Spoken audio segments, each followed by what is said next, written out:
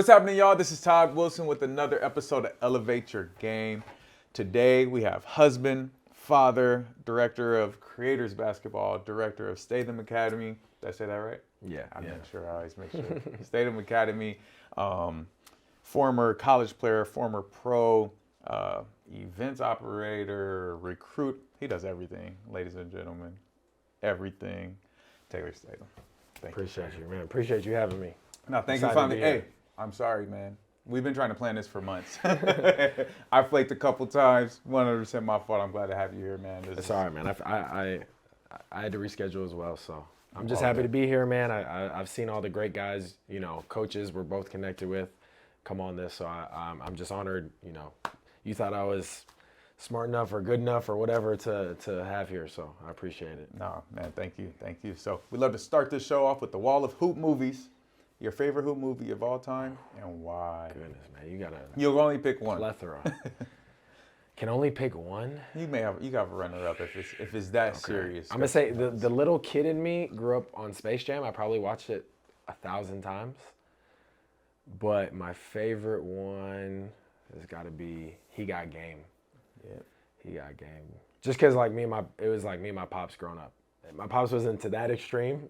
He didn't end up, going to jail and everything like Denzel. But no, just like that pure love of just like, just being outdoor.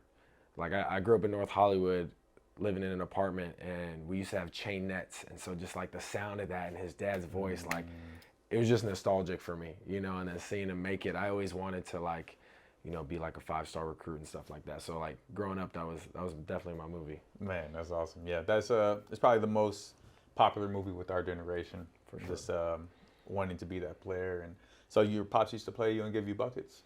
Man, he used to fry me.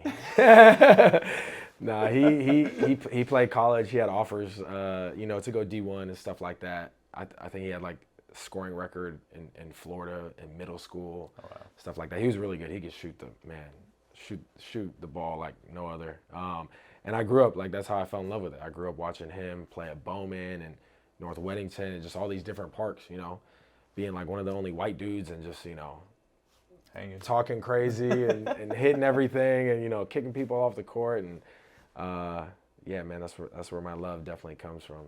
That's all. That is actually the next question is when did you fall in love with basketball? So what age was that? Man, I was young. I mean, I feel like my dad had the ball in my hands when I was 2 and I just never let it go. Middle school, I played like football, basketball, and then I really had to choose. Football, I was a lot better at. I was a bigger quarterback. I had an arm, but everything I learned through football helped me with basketball. I just love basketball so much. I was like really skinny, a late bloomer growing up. So when I made that decision, everybody was like, "Oh, you sure you want to go with basketball? Like, football, you'll for sure be a varsity quarterback, freshman, sophomore year." And but my heart was in basketball. Yeah. So yeah, and it came from just being around your pops, huh? And so, good question I always ask. You can shoot the ball a little bit, right? And so, did your dad teach you how to do it? Yeah, he actually used to get really frustrated with me because I shoot with 2 hands, and it was kind of a push like when I was younger. But I had such a good feel because we played so much, and he'd like pull out his hair like, "Come on, let it roll off your fingertips, have it, you bring it above your head, all that stuff." And obviously as I got older and stronger, it got easy. But yeah, man. Yeah, no. Good shooters always are taught by their dad who actually can play. Like, for sure. Like I hear about from guys in the NBA to kids who can shoot now. Yeah. When it's something about knowing how to shoot when you're young, like the right way, right, and being corrected, but also when your dad can do it, it's always an extra help. So I like to encourage those who actually played basketball, show their kid how to shoot. If you didn't play basketball, don't teach your kid how to shoot. I actually have this kid Eric Kubel, man, and like just hearing you say that, like his dad is in the Hall of Fame at I think like some Division I in the South in Louisiana, and he was like a big man. He was a big man. He played overseas, but he just remembers all the form shooting that he learned in college. And his son has like the most pure jump shot. Yep. He's leading the whole Foothill League in points per game right now, and he's like this little twig still. He's like 6'3", 6'4", legs are skinny, arms are skinny, but I mean, you give him an inch of room, he gets his feet set, and it's just It's a wrap. It's See, over. that's it, man. So there you go. Parents, learn how to shoot so you can teach your kid, or send them to us. We can do it too. Send him to core prep. Absolutely. So, starting off, did you start in like the biddy leagues? Like, when did you start playing basketball? When did you start taking it serious? I know you transitioned to out of football, but were you still taking basketball serious before that? Yeah, so I mean, I remember playing in like YMCA when I was like second or third grade. I don't remember scoring but one time, and it was literally me telling, like some guy blew by me, and then he ran into the help side, and I was like, ball, throw it, and he turned around and just threw it without even thinking, and then I came down and scored, So of course, like I tried to do it like 50 more times throughout that season, but that was the only time I scored, and then I didn't play in any leagues until 5th grade. And then, in between then, it was just my dad. He just wanted to make it fun for me. Yeah. So he would kind of trick me into doing drills. He'd be like, oh, let's play horse, or let's play this, or let's have a shooting competition, let's play one-on-one. And so that, first and foremost, the competitiveness was just there, Yeah. And then it grew into us talking smack and not talking at the dinner table sometimes, stuff like that. But like 5th grade, I remember, being super nervous because in 2nd grade, I had 1 basket throughout like 10 games. And my first game, I had like 19. And it's like on this little small camcorder we still have. And you just see my dad's like low-key tearing up. He's coaching and stuff. He's like, and he's like this big tough guy, So from then on, it was just like, I was just always like a scorer, and then going into high school, obviously I could shoot and then just learning how to build around that. No, that's awesome. That's awesome. Yeah. And then, did you ever play AAU in middle school? Never. No. Really? AAU wasn't that big. I played ARC. Okay. Oh, yeah, okay. Yeah. And then who'd you play with? Just that league, the ARC league? ARC was real big. And then I think I didn't play AAU until like my junior year. Wow. I played for Aim High a little, and then played for Team Extreme, which was a Valley team. We used to go to Cabrillo and Long Beach and, all these... all the Pango stuff. That's where Pango's. Yeah. But we used to go to these like smaller tournaments where it was like, brawls would break out in the championship and stuff. So it like just opened me up to this whole new like, it wasn't as organized as Pango's, but it gave me like a different type of toughness going into my senior year, the most important year. And then obviously I went played for like BCA. I don't know if you remember Blue Chips. Oh yeah. Okay. So I played with them. We had like a bunch of Division I guys. So we played in Vegas. We'd always play like top tournaments and stuff like that. Sweet. Yeah. And so, what was your season like? Because that's hard for a kid to understand now. It's like, oh, I got AAU, right? So what was you had your basketball season. What was the rest of your year like in the spring, in the summer, in the fall? Yeah. Before AAU, before you were hopping to AAU. I mean, I was just really training. Yeah. Training and then just playing. Like, I grew up playing a lot of 21 because my dad. Yeah. So I feel like that's why for me, it just helped me be like a natural scorer because it's like one guy's always on you and then there's always a guy in help side. So we would play for hours and hours, and that's just like a lot of people drill things, but that nothing beats the instincts you learn, through playing and being in those situations. But I remember being at the gym all the time and, sometimes older guys would ask me to run and I'd be like, they're not taking this serious. Like I'd just be doing drills on the side by myself and, they'd get all mad, like, why don't you play with us? But yeah, I mean, it was just, honestly, like now kids are so lucky to have like really good guidance, Yes. And now like us as trainers, we structure it like, okay, these are the movement patterns we got to fix on them. This is their game. Let's make their jump shot better. Let's build around what they already have. Yeah. Give them a few more counters, a few more tools. It wasn't like that for me. For me, it was like a longer journey just because I didn't have that guidance. And that's kind of what got me started in coaching and training, wanting to give that to kids, so they didn't miss out on potential opportunities later on. Yeah. So going into high school, you went to go to Valley. Yes. What was your experience like? Did you have good coaches? Yeah. How were you developed in high school? When did you go in? Did you play varsity right away as a freshman, like all these kids want to do? What was the experience? No. So I was a really late bloomer. I went to Hart High School my first year. Oh, okay. So Hart High School is like Tom Kelly, who's a really good coach. But everything's like down screens, curling off, learning how to use screens. So it was it was good for me. My freshman year, I played freshman. My sophomore year, I improved a lot because I was just a gym rat. Like, I had a key to the gym. I had my coach's key to the gym, and so I would go in during lunch, sneak in there and shoot. I'd be in there before practice, after practice till like 10 o'clock at night. They had a gun, so I'd just be on the gun all day. What gave you that work ethic to get in there and pretty much sneak into a gym, right? Yeah. I used to get kicked out of the gym all the time too. It was not until my senior year, but what gave you that? Just the love, like I built through the game, like I feel like because of my dad, it was just, that's all I knew growing up. And, I was just being around him at a young age, on the weekends, I would always work with him. So he has an auto detailing business, mobile detailing all throughout Palisades, Santa Monica, Malibu. So, most kids sleep in on the weekends and stuff. And I'm like 5 a.m. getting up for work, working in the cold, the wind's hitting my hands as they're wet, so like just learning to do stuff I didn't want to do. So by the time like, okay, work was done, I'd take a nap on the way home, we're home by 3 or 4. And now it's like, okay, what do I want to do? Play video games, play basketball, so it was never like a chore or force like you see like a lot of kids now. But just the work ethic instilled in me, me being dragged to work or, me feeling like, oh, I'm doing this to help the family.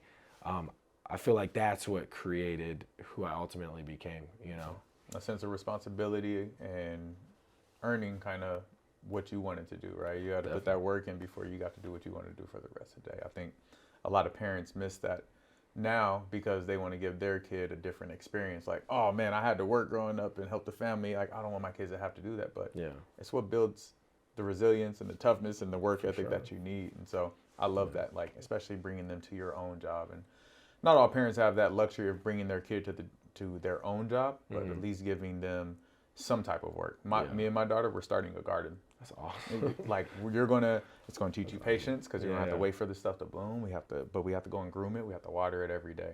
I'm a huge Will Smith fan, regardless of the slap. He shouldn't have slapped the man, whatever.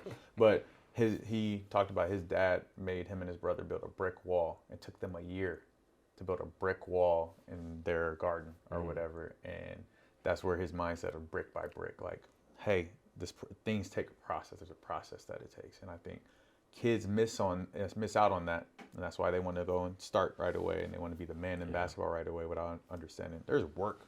For sure. You got to put in way before that. So. And just like being uncomfortable. Like I remember so many times, like when I was young, my dad would be like, okay, go get the keys from the client and talk to, the client. And I'm like 12 years old looking at this adult. And a lot of his clients were like, high profile actors or actresses and stuff. So I'm like, dang, this is Hillary Swank.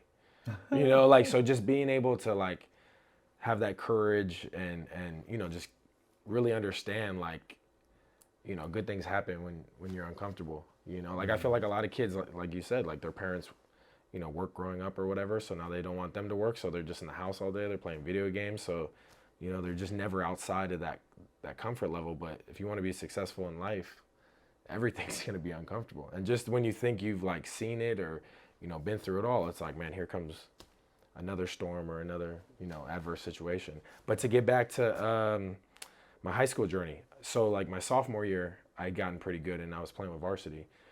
So I had the choice, like, do you want to play varsity or JV? I chose JV because I wasn't physically ready. I was like real skinny. I was slow, white man. I can't really move my hips that well. So I didn't know how to stretch or do yoga or really lift for that matter at that time. And then I'd gone to some camps to get recruited. I came back and for some reason, like my coach just didn't want me there anymore. It's the same coach I was MVP for the year before, and I was like way better than I was the year before. And then so I went through this whole thing with him. He didn't give you a reason? No, and I'd be the first one in, last one out. I mean, there was even a game at Calabasas. I came off the bench with like 3 minutes left. The game's over, right? Within a minute, I had 12 points. And I'm like bringing us back. And then as soon as like we catch play? up, no. Okay, I just had to ask. He was young, he's like 26-year-old coach. He's real small, had little man syndrome. Not to talk bad about the guy. No, it's good. But there's somebody in that situation for sure. And I think, what do you do?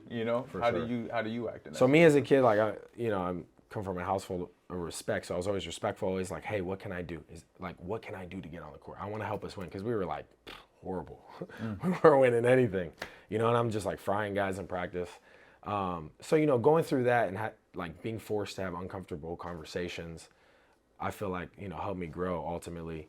But then I transferred to Golden Valley, and Golden Valley was known as like the worst team in league. But Maverick Ahamisi, who's a year older than me, he went to University of Minnesota.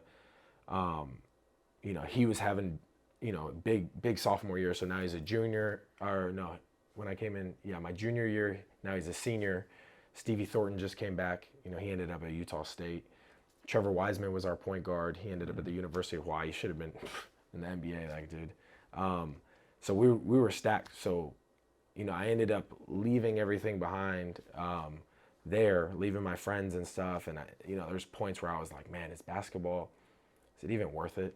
Like, am I just like living this fictitious dream? Because it seemed like the whole world was against me at the time. And I go to Golden Valley, and it just opened up like a brand new door of just opportunities. And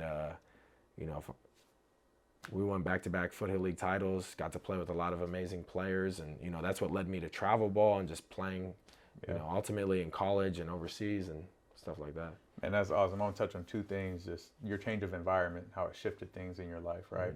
And the other part is leaving your friends, right? Did you stay friends with any of those people that you left at Hart? Yeah, so my best friend, Phil, that's the one person I'm still friends with. But it's like, I say that because now I have kids who, they're in a situation where they should transfer. Yes. Maybe they've been cut unfairly, maybe their coach isn't going to give them any opportunity no matter what. And they're like, oh, but my friends. And I always try to tell them, if they're really your friends, you transferring isn't going to change that. You guys are still living 10 minutes from each other, So, it's crazy. Like, as a kid, you don't really see the big picture. But. Yes. No, I think, and it's important to mention that because I have that a lot, especially in girls basketball more than boys. It's like, they're very, I'm going to be around my friends. And if this game means that much to you, which it can, because it can change your life, right?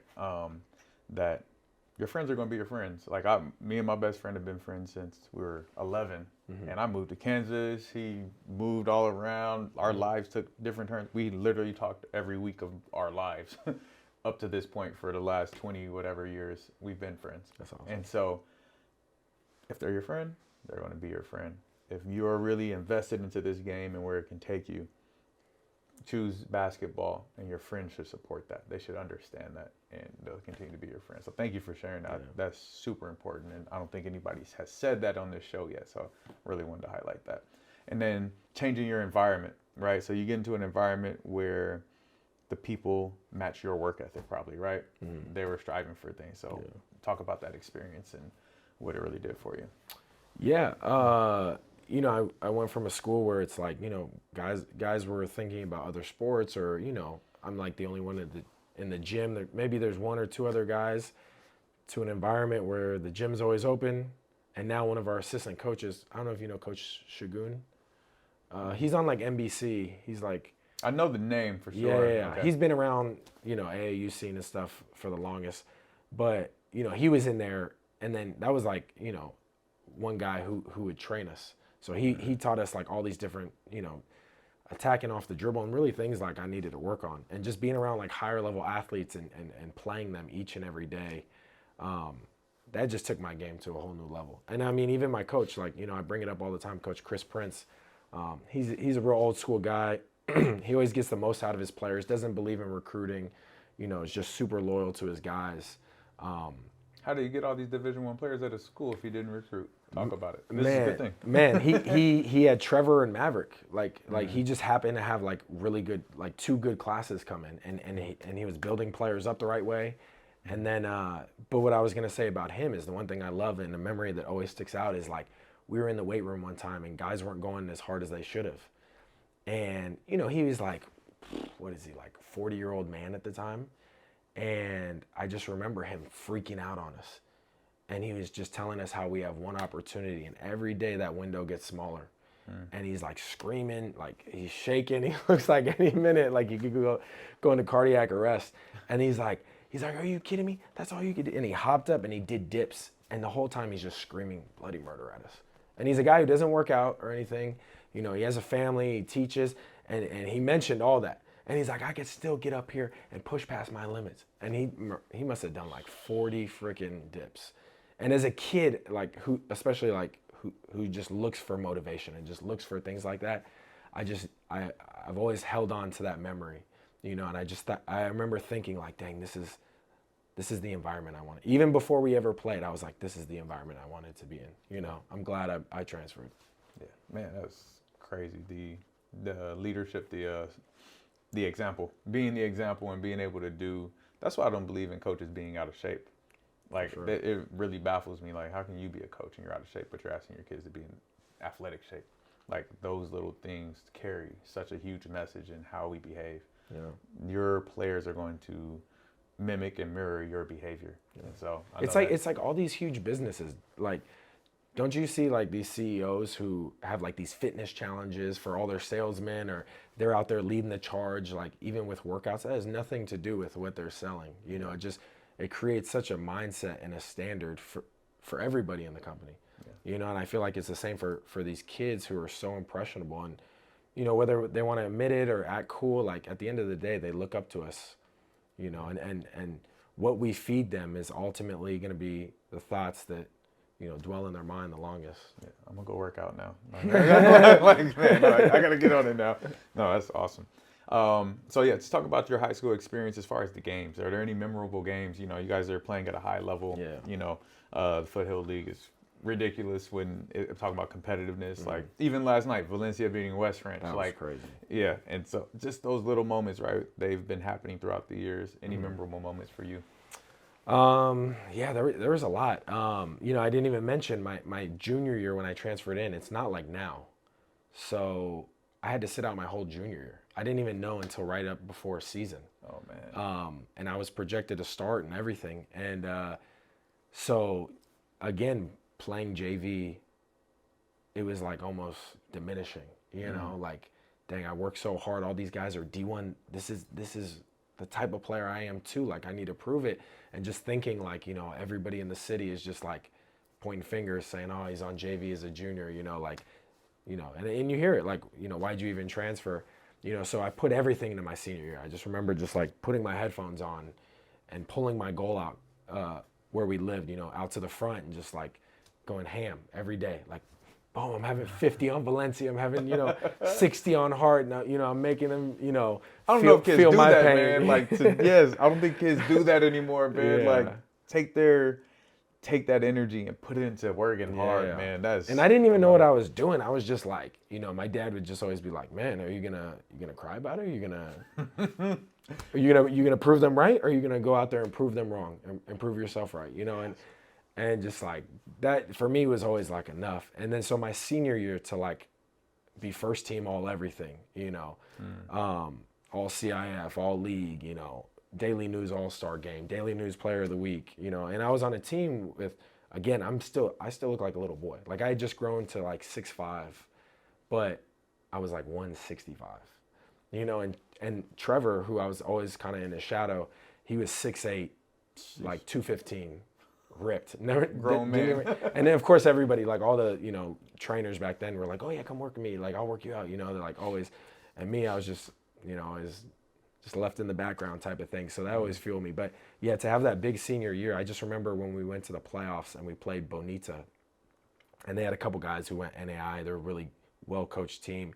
They jumped on us early and we were losing the entire game. And in the fourth quarter, I just caught fire, and I hit like 4 or 5 straight threes. Ooh. Yeah, and they were like in this extended zone. Like, I mean, it was kind of like Cal Poly Pomona's where they're just like everywhere, and it looks open and then it just closes up real quick.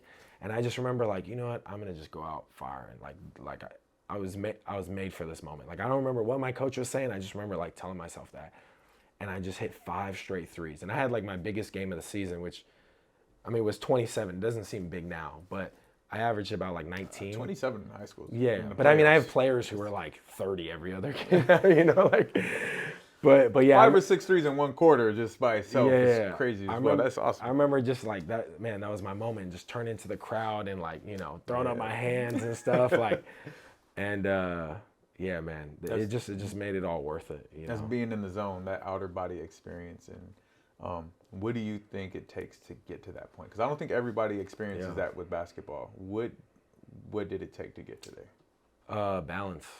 I feel like it takes like you caring so much that you're obsessed with your craft, and you want that moment. You think about that moment, like you manifest it long before it comes. And even you just, saying that, like it makes me think of like I didn't like reading, when I was in high school. Like I read as a little kid and I stopped reading in high school, but the one thing I would read is books on basketball and books on how to strengthen your mind. Like I remember reading Mind Gym and just different books like that, and just it talks about getting in the zone and just how different athletes prepared.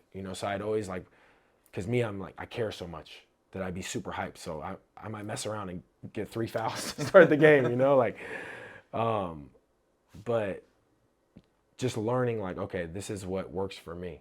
Like I got to be real calm. I got to listen to some R&B music or country music, something to just slow everything down. I like how eclectic that is, by the way. That's awesome. Just R&B, country, whatever. Something that's like calming. And, and then when I'm listening to it, I can't think about the words. I got to almost zone out. Like I just don't care. Like that's what works for me personally. Yeah. And then, so once the tip off, it's like, now I focus, and just learning what worked for me, I feel like is what helped me get in the zone. And then as I got older, obviously, once I hit the pro ranks, it was just like second nature. That's all I knew. Yeah. And by then it was just like, man, I was playing, I was watching this dude in Slam magazine or on YouTube and stuff. Now I'm lining up against him, and it's like, bro, you didn't work as hard as me. You've had everything given to you. And now it just creates like a different type of mindset, Yeah. The mental side of the game, that's what you're tapping into. How do you, we're kind of jumping ahead. We're going to scale it back, but I think it's important to hit this now, is that how do you teach your players that, right? You just explained it to me where, hey, I understand it. I can go and do that tomorrow because of my maturity. How do you explain that to a middle school or even a high school player now of how to tap into that mental part of the game? Well, I mean, it's so hard, and it takes time. I mean, kids have distractions we didn't have growing up. They got the phones, they got TikTok, Instagram. I mean, even naturally, like I'm sure we all do it where, we'll be talking to somebody and be like, okay, I have to do this. And then you'll just like naturally pull out your phone and be on Instagram and you're like, wait, I have like 10 things to do, So just imagine being a kid. So like with kids, again, it takes time. So when I say that, I mean like parents need to trust the process because they want it here and they want it now, and they want it, they see Todd Wilson and they're like, oh, Core Preps created all these guys. I see how Arenas' son is. I see how these guys are. And then it's like, 5 minutes in, if their kid isn't excelling or they're coming off the bench, I'm sure they have all these issues, but it's like your path is different. Yeah. You need, like with all my players, that's the first thing I try to hit. It's like, man, we're going to go super hard in these workouts and I'm going to push you to your limits. I'm going to figure out what your limits are and what buttons to push. But once we get there, it's going to be hard for a while. Because when you play in these games, I don't want it to be hard. I want it to be like, man, this is a breeze. This is nothing like my workouts were. This is nothing like the pressure and just like, sense of urgency. It's like when you go to college, how just every second you're like defense. Everybody has those moments where, you're like, man, I didn't play defense like this. Oh, you're a freshman, you can't play defense. So I feel like if you go through that early,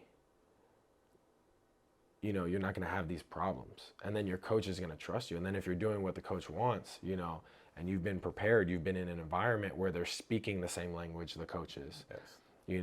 Your body is physically ready. All right, in this situation, I'm in the key, I'm going up off 1 or off 2, depending on, who's there. And then just obviously making reads and having pressure put on you to make reads. I feel like all that stuff gets easy, and then obviously like kids will have adversity, whether it's coach, teammates, you're always going to have bad referees. So it's like, but then like they have things in their life and it's just like, man, use those things in basketball, let those lessons carry over. So now you know how to, just be a better human being overall and control your emotions and make relationships work and, just things of that nature. 100%. No, thank you for sharing. I think that's awesome. the full picture. Like even how long your explanation was shows you how in depth like this game is. And I think people think they can just get with a good trainer and they'll be fine, or do certain things and be ready to go. I just gotta learn how to shoot. And that's it. Yeah. No, there's so much more to being a complete basketball player that's outside of just skills and work. And so your senior year, how did you guys end up? So you guys beat Bonita, and then my senior year, we ran into Sarah Gardena. Ooh, and who was on the team? Oh my God, Keith Schamberger. They had like 10 guys who eventually went D1. Oh my gosh. Yeah, I mean, they were like a team we never seen before. We used to full court press teams. They were full court pressing, and it's in their little dark gym. Oh yeah. Like it's so dim in there, and their crowd was just like insane. Yeah. I mean, their crowd. They had to stop the game 5 times in the first quarter because fans came onto the court and got into our players' faces. They had to make the cheerleaders leave the gym before the game because they were getting harassed so bad. Like they were turned up to the max, Now it's a basketball game. yeah, and of course me, I'm like, man, this is what I've been dreaming of. I'm like licking my lips, like, man, finally, And then my teammate Trevor, like he was made for that type of stuff, man. Like he didn't have a dad at home. He was kind of a wild child. He was freaking, throwing parties and all this crazy stuff like as a sophomore, junior in high school, So like an environment like that was nothing to him. So he went crazy in the first quarter, and then a big brawl like broke out, and they came after him, and people in the crowd came after him, and I like got between us. My teammates were like so afraid, It was like only adults and me and him, and then they threw him from the game, and we're like, dude, we're up 2. Wow. Like this is a seesaw game. And then once he was gone, we had like nobody could bring the ball up in that type of environment, So they just blew us out of the water. Wow. Yeah. Man, I hate when refs do that stuff. I know. Don't impact, especially a but playoff. I think they were just so nervous too because he was just so aggressive. And throw the fans out then. Yeah. Don't throw the guy out who's playing the basketball. Man, that's backwards. Yeah. It's not for the fans. But it was funny because for so many years I was like, damn, these kids are like, just like mean kids. And then like come to find out years later, I play in the Drew with them, or I play overseas with a few of them. It's like, man, these are really good dudes. Right. It's just the like this is what everybody was afraid of. That's crazy. So how did so you said you played AAU towards your junior and senior year. Did that help with your recruitment? How did that whole process work for you, leaving high school and going to the next step? Yeah, definitely. The reason I went prep is because Pepperdine was telling me they would recruit me the following year. They really liked me. They just wanted my... Was Westfall? Who's the head coach then? It was 2010. I think Paul Westfall. Yeah. Okay. It's been so long. Yeah. But yeah, I was like really close with the assistant, and Pepperdine was like my dream. I'm like, man, it's right here at home. Yep. Everybody from Santa Cruz is gonna come watch. Yep. I'm gonna turn them into a powerhouse,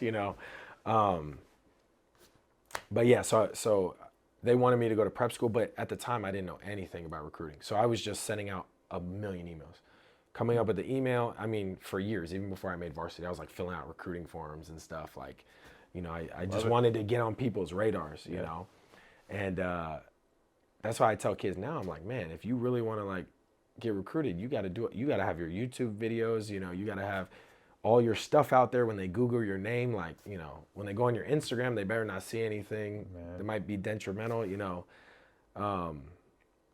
But yeah, that was kind of like how my recruiting started. I ended up going to prep, to West Run Prep. Where is that? In Phoenix. It's in Phoenix? Okay. And so how was that prep school experience? Man, ran into a buzzsaw. I thought I was the man. I was coming from California. I played with all these great players. I was like, okay, I'm going to lift every day. I'm going to work hard. First week I got there, I scored 1 point the whole week of open gym. The entire week of open gym. Whoa, so they brought in like 28 to 30 guys. So we ended up having 2 teams. Obviously, like guys left because of situations. But a lot of them were just like already solidified Division I, top 50 guys. So it was just like a completely different environment. Wow. Yeah. And so you're there for about 6 months-ish for prep school, or did you stay the whole year? How'd it work then? Yeah, so this was like August. I went out there. My mom dropped me off. And then after the first week, I was like, damn, am I athletic enough for this? Am I like, you know what I'm saying? Like, if this is how prep school is, what's Division I going to be like? And yeah, I was like, well, I can't let my parents down. I got to get to it. So J. Cole dropped a mixtape. So I just sit there, listen to J. Cole on my walk or Wale. The off season? Was this the off season? No, that was too. It was like before he went Warm up. mainstream. Warm up. Yeah, it was the warm up. Yeah. And so I'd listen to all that motivational stuff, Wale, Ambition, all that, and I would go at like 6 in the morning, lift. They would have everybody come in at 7. We'd go through a bunch of shooting drills. Prep school. I'm sure your prep is different. Mine was like kind of a shady prep school. So we had like 2 or 3 online classes, which you don't have to show up, do homework for, take tests, you pass them somehow. I don't know. But now talk about it. That's important to know. Yeah. To make sure important is make sure those classes qualify you to be NCAA. Yeah. Go to college. I was already NCAA qualified. There you go. So, Right. so that was probably why I took like, I don't know, PE online or something. Yes. But so pretty much my whole day was just centered around working out. Yeah. Weights, I would, go home, eat after weights and shooting. We'd have practice. Then I'd go back to the gym later. Then we'd have open gym at night. So it was just like 3 or 4 days for the longest. And I started on the bottom of the second team. So, I'm with like all the foreign kids who like paid crazy tuition to get there. And I'm looking at, ball is life fall around the first team. And I'm like, man, I got to get there. So every day I'm just working. And, my coach, we had a couple games. We played JUCOs, we played prep schools. We started playing and, everybody's trying to get theirs. And then our coach had us running the triangle on the second team. And I'm like, the triangle? This is for like Paul Gasol and Andrew Bynum. Like, what is this? So I learned the ins and outs. Like I learned how to play the wing, the inside, run the point, everything. And so I'm getting bigger and stronger and faster and my shot's dialed in. And then I know the system like the back of my hand. So I get in the game and I'm just running it to a T. I know how to seal, like when I'm setting the screen, I know how to come off and hit these passes I need to hit. And then so the coach starts trusting me more. And then, at first we're losing a couple games and then we start winning and we get momentum.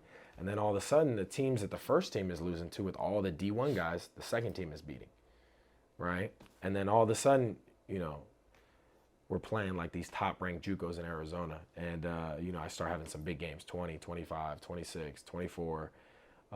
Everything's a double-double. And then, I'm talking to schools. Schools are hitting us up. Schools started sending us letters before we even started playing just because we were there. Right. We're on their radar. Then I get moved up to the first team, start starting on the first team. So I'm like back and forth the first and the second team because I really like the second team. I'm like, man, these are my guys. I don't I don't care. Started from the bottom, now we're here. Yeah. So then I end up taking a charge in practice, and I got like kneed in the groin. And I was just like, man, this, it was like so painful. But I'm like, it's obviously because it's in my groin. So a couple days go by, I'm like, man, this still is bothering me. And I'm like limping, I could barely move. It's like hard to do like stretches. And I'm like, man, I have all these schools recruiting me. I'm starting to get all these offers. I started getting all these D1 offers. Schools were telling me like, hey, leave prep school now. Like we'll give you a full ride, because it's before their season. I think this was like October. Right. You come here, you'll either be able to play or, you sit out, red shirt, learn our system, boom, and then the next year you're starting. They're like throwing everything at the wall. And I was supposed to go, like, I had like a Pepperdine visit. We were talking about visiting and stuff. And so like in the midst of all this, I'm just like working out every day, pushing through the pain. And my mom's like, dude, you got to go get checked out. Like, I want you to just go get checked, make sure it's nothing. Even maybe you tore something, whatever. So I go and immediately the guy is like, yo, you need to go to the ER. ER sends me to a specialist, right? So immediately, like, my mom flies out like that next day. Yeah. And he sits me down and he just looks at the papers. He's like, you have cancer. And I was just like, what? He's like, yeah, you have a tumor. You have an underlying tumor, and because it got hit, obviously it brought it to the surface, and that's why you felt the pain. But it was just sitting under there undetected. And so I was just like, my whole world. And I'm looking at my mom. My mom's like freaking crying. Right. I'm about to cry. Yeah. Goodness gracious. I didn't know this part. This is crazy. Okay. Yeah. You didn't know. I did not know this. Oh, okay. This is awesome. Yeah. Please go. No, so like. Not awesome that you had cancer. No. Awesome story. Yeah. Yes. Well, I'm here. So. Yes. Amen. Yeah. Right. Well, it doesn't break you, makes you, right? Yes. So at the time, he was like, yeah, you need to have surgery right away to make sure it doesn't spread, blah, blah, blah, make sure it's not extremely aggressive. And I was like, dude, I'm about to play a tournament in Vegas. Like, what are you talking about? I love hoopers. Yeah. Love hoopers. No, but I'm like, Pepperdine's coming. Like, all these big time schools are starting to come now. I'm going from like, all right, I have a couple NAIs, D3s want me, to like Division II schools are offering me full rides, to like D1s are really interested. Now it's like D1 low majors are offering, D1 mid majors are starting to come. And so I'm like, you know what? I want to get a second opinion. Like this tournament, I'm leaving for this tournament like a few days. I'm going to go play. Like, 7 days isn't going to do anything, which was probably not the smartest at the time. So because it was around Thanksgiving. So I play this tournament in Vegas. ESPN writer Joe Francisco writes how I'm one of the top undetected players in the nation. I had a triple-double like 3 out of the 4 games or something like that. With cancer. Yeah. Oh, and I could barely move, like walk. And I'm just like, taking crazy amounts of like ibuprofen and, just playing through it. And I remember like one time I got hit as I'm going up for a layup, like right there. And I just like dropped to the ground. I was just like on the ground for a minute. And then I kind of look up and I see like, the writers sitting there and colleges like looking over. And so I pop up, act like I'm okay and, knock down the free throws and stuff. But long story short, I played in that. So a couple more schools offer me, and then I go get the second opinion. They're like, yeah, you need surgery like ASAP.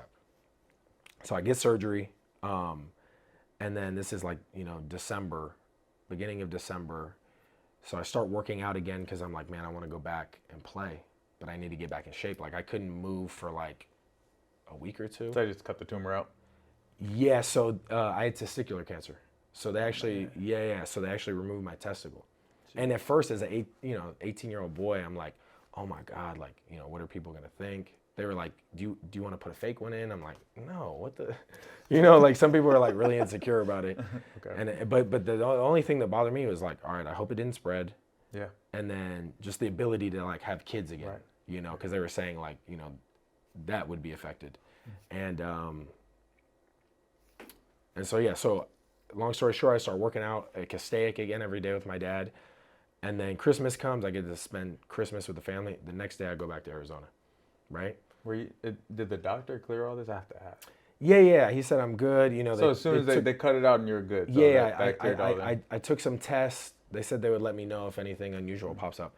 So we go, I remember the 26th or 27th, we played Cochise, who was #1 JUCO in the nation. I went ballistics against them.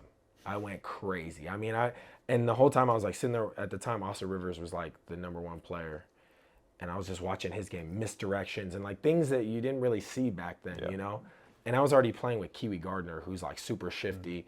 So I'm like, man, I'm about to come back with a whole new bag of tricks. So like I came down and I was like hitting step backs and just getting to the rim at will, and I think I had like 29 and 11 or something that game, something crazy, and. So then more schools are like blowing me up, because obviously my coaches are telling everybody. And then we play a couple more teams, and I get a call from my doctor. I'm like, hey, doc, what's up? He's like, hey, your test came back unusual. You have your hormone levels are just like off the chart right now. So you really need to come back and do chemo. Oh, man. And I'm just sitting there like, damn, I got goosebumps. Like it's the same feelings I was like feeling like. But yeah, I was just like, dude, I'm about to be one of the top ranked players. I had like 26 offers at the time. Like, what do you mean chemo? Like, how long is this gonna take? And they're like, well, if it goes well, it could take like a month and a half. You just do a round of it. And so I had to come home. And then I went through chemo. And it was actually down the street from here. Every day I'd be hooked up to an IV for like 7 or 8 hours. Yeah, and it's just literally just chemo. Because it was a really aggressive tumor, they said. Luckily it didn't spread or anything. Yeah. And then so I had to sit there and watch Charlie Sheen. It was during the Charlie Sheen antics. So I'm sitting there like, damn, my life is over, and this guy's just out there freaking, living his life. Like, what is going on right now? Yeah. And so I went through one round of chemo, and I was like, okay, am I good to go back? Because this was probably March. It was when we were supposed to go to New England for like the big like prep school finals. And we're about to play Finlay Prep when they're like all ranked and stuff. And he's like, no, like you need to do another round. And I'm like, dude. So I go through like a whole nother round, and during this, you know, I'm watching my team play Finlay Prep and Ball is Life and Hoop Mixtape, and everybody's there, and everybody's getting highlights and starting to sign and, you know, get voted to like all these All-American games and stuff. And yeah, and then I just remember just being like, damn, man. And I went like this, and my hair came out. And I just was like, my parents looked at me like, and I just like walked to my room and just like freaking bawled my eyes out. And, but yeah, like chemo, all the weight that I had gained from lifting and just like eating right, I lost 30 pounds. So like by the time it was done in like April, lost 30 pounds, lost all my scholarships. And then it was like, at that point, like recruiting's over. Like everybody's giving giving their scholarships away. But I just, every day was like, man, I'm going to make this a great comeback story. You know, like in the back of my head, like, you know, I'd be sick as a dog and I'd be able to get out of bed and I'd just be like, dude, I gotta make this like a great story, you know? And so luckily I started like going to the gym with my friends. Like my friends were like, my friend Phil, didn't know how to hoop at all, but he's just hanging out with me every day, you know, guarding me and stuff. And I started to get my mojo back a little. I'm bald at this point, you know, I'm like freaking puking after every 30 minutes of running. And this is why you're still going through chemo, or is this post chemo? This is post chemo. Okay. But like the day before I was supposed to do my last session, I remember they were playing a travel ball game, and I just got this like burst of energy. And they were like, "Hey man, you know, when you get back, like run with us." And I was like, "You know what? I'm gonna go play." And I went and played, and I just like played my heart out, dude. And I had like 38 points. Yeah, it was at some like Vasquez High School or something. So it wasn't a high level or anything. You're still playing. But I almost like died on the court. Like yeah, I'm pretty sure you're not supposed to play basketball. And they were saying like, you know, your bones are, because of the chemo, are really weak. So if you get hit the wrong way or you fall, it could break. And I was like, you know, I don't care. I want to play, you know, at this point. And then yeah, so I worked out every day. My dad started calling schools for me because I was like, damn, what am I gonna do? I started calling the schools that were recruiting me, and some of them, man, this is when I really learned like how much of a business it was. Some of them were just like, oh, who is this? I'm like, Taylor Statham, you know, you're recruiting me, you offer me a full ride, like blah, blah, blah. And they're like, oh, you're still playing ball? Weren't you like sick or something? And I'm just like an 18-year-old kid who lost everything. And I'm just like, yeah, but I'm good now, you know? Oh no, we're good. We filled up our recruiting class. Thanks though. And that was just like heartbreaking. Even the schools that you thought created a personal relationship with you. Oh, for sure. I was like, man, this was just fake, you know? Like these guys are really just salesmen, you know? I have to ask, during the whole process of from the time you were diagnosed to finishing chemo and being better, what was your mental state? If I'm inside the brain of an 18-year-old Taylor, and so because you have this natural motivation to you, this natural, hey, I'm getting better, I'm gonna progress, but you're going through something that could potentially end your life. For sure. What is that roller coaster like, and what kept you leveled to come out of there ready to go hoop before your last day of chemo? There were so many emotions coming every which way. Obviously, you know, I'm thinking like, why am I going through this? You know, why me type of thing. And then at the same time, the same breath, I'm like, dude, snap out of it. Like, you need to be strong for your family. You know, I see a lot of friends, competitors, like, you know, signing scholarships, getting all the publicity. And I'm like starting to get jealous. But then there's the other side where I'm like, man, this is motivation. I'm going to come back and I'm going to do this. And I'm going to play them and I'm going to beat them. And I'm going to come from so much that I'm going to inspire, you know, some kids that are going through something like this or even worse. Because I saw when I was in chemo, it really opened my eyes. Like, you see people go through terrible situations and little kids going through stuff, and you're just like, man, he doesn't even have a chance, you know, at life. So it just gives you a whole different perspective. And what got me through is my family, 1,000%. Like, my mom was there holding my hand like every step of the way. My dad would be at work, he'd come home and spend time with me, but my mom was like, I remember I like couldn't eat. She'd make like smoothies for me. She would, you know, try to chop up little fruit so I could eat it. But yeah, and then that just puts everything into perspective, like how important your health is. Like, man, all these things we worry about are so obsolete. You know, they're so little in the grand scheme of things. And I was already like a super motivated person, you know, but I feel like I don't talk about it a lot. Thank you for sharing. That's awesome. Yeah. I'm sure, like, you know, because it was just so played out at the time. You know, like once I came back, you know, I ended up playing at CBU. And then so they answered your call. So how did that happen? How did that happen? Yeah. So my dad started calling all these schools, and he's just like, "Hey, my son was a Division I prospect. You know, this is what he's done. These are the offers he had. Like, if you guys have any scholarships left, like, and you could have him come on a recruiting visit, you know, or open gym or just anything. You know, I'd appreciate it. You know, if you don't like him, just boom, show him the door. No loss. You know, and." He was just calling a million schools trying to, because he knew how much I needed it, how much I wanted it. Yeah. And Cal Baptist and Cal State San Bernardino answered. And so I went to Cal Baptist and did a workout, like a full workout. And the dude just like he's like so old school. He's like a 68-year-old man. He like pushed me to my limits. You know, I was literally hyperventilating in the workout. How good of a shape were you? Like, so this is April was when you finished your last bout of chemo? Yeah, so the week before I went to CBU, I did all these lung tests because chemo like really affects your lungs. And the guy told me I was breathing really well, but he's like, you'll never be able to play competitive sports. He's like, with the damage that's been done to your lungs, he's like, after the x-ray we took, after the breathing test, like, he's like, you're going to get bronchitis for these next few years. And I did. I got bronchitis like freaking every month, it felt like. And so with that in the back of my head, I was just like, yo, what the heck? Like, what is God like leading me towards? But I just kept working. And then I went into that. And like I said, I was hyperventilating. And we're doing all these situations, like transition threes. Like, all right, boom, back and forth. Like, you don't stop running. And then, you know, like getting to the rim with contact with the pad. And then, it's like an NBA pre-draft workout. Dude, it was. But it was just like, yeah, you know, and then, you know, like picking pops. And dude, I just got in the zone. Because like for years, I pushed myself to exhaustion. You know, that was my one like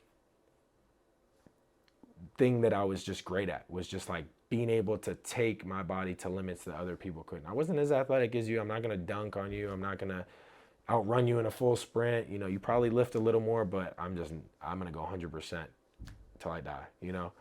So I was in that workout and I hit everything. And he could see, you know, I'm like on my knees every chance I get.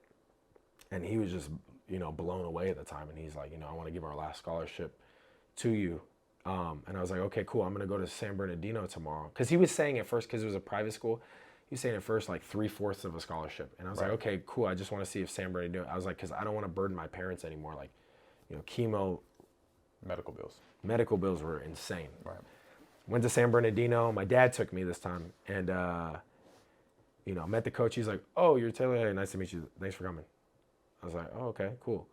I was like, man, I got to kill these guys if I, you know. So like, we played in the small gym. And I just remember, like, dude, I must have grabbed like 50 rebounds that day. They had Kwame Alexander at the time. You know Kwame. Yep. It's my boy.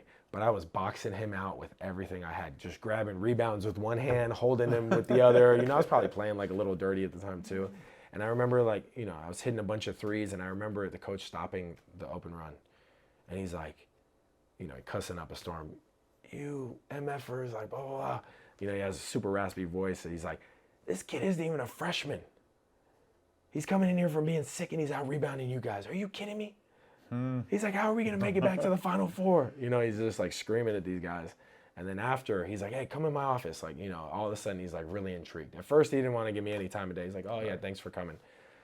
And then, you know, I'd start lighting up the threes. I grab all these rebounds. He comes in. He's like, man, you come here. We'll give you 90, you know, I think it was like 85% scholarship. So I'm like, okay, 75, 85, you know. So I go back to Cal Baptist, and then he was like, you know what? I found a little money. We'll give you a full ride. And it was like a $56,000 scholarship. Right. Yeah, Cal Baptist. And you get like meals, everything. Yes. You know. So I took this is when Cal Baptist was D2, right? Right when they turned D2. Man. Yeah. So I took that. And then when I was there, you know, And I say that everyone make it clear. It's D2 scholarships they get way less money than Division One, and a lot of guys are on partial scholarships there. Yeah. So for you to be offered that full ride, For sure. and right when they turn into a D2, Yeah. that's awesome. And like Cal State's, I think they get like 5.5 or 6.5 scholarships. Oh, it's even less, man. To share between the like 12 or so guys I have.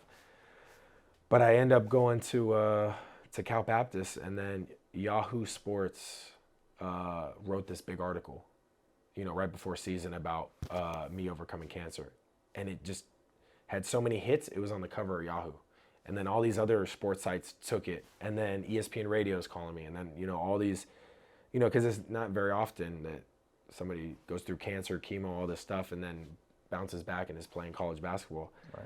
And it was amazing. It was like overwhelming at first. Just like at the time, there's no Instagram, so Facebook. I never had 500 messages, until then. And I was just like, man, this is everything I ever wanted. Like I asked God when I was younger, give me an opportunity to inspire. I didn't know I was gonna have to go through hell to get there. I got you. Yeah. No, I want to talk about that. Where was your faith in all this?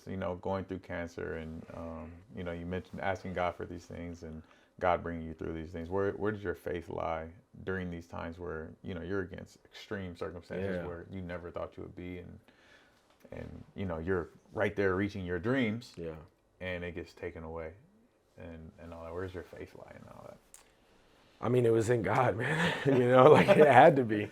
Yeah. But even before, like, how the basketball journey is when you go off to prep school, you go off to college, like there's so much downtime and alone time, and just time of you just like reflecting on so many things. And I just remember just like praying all the time, like, man, I know I don't go to church all the time like I'm supposed to, I went to Catholic school like growing up.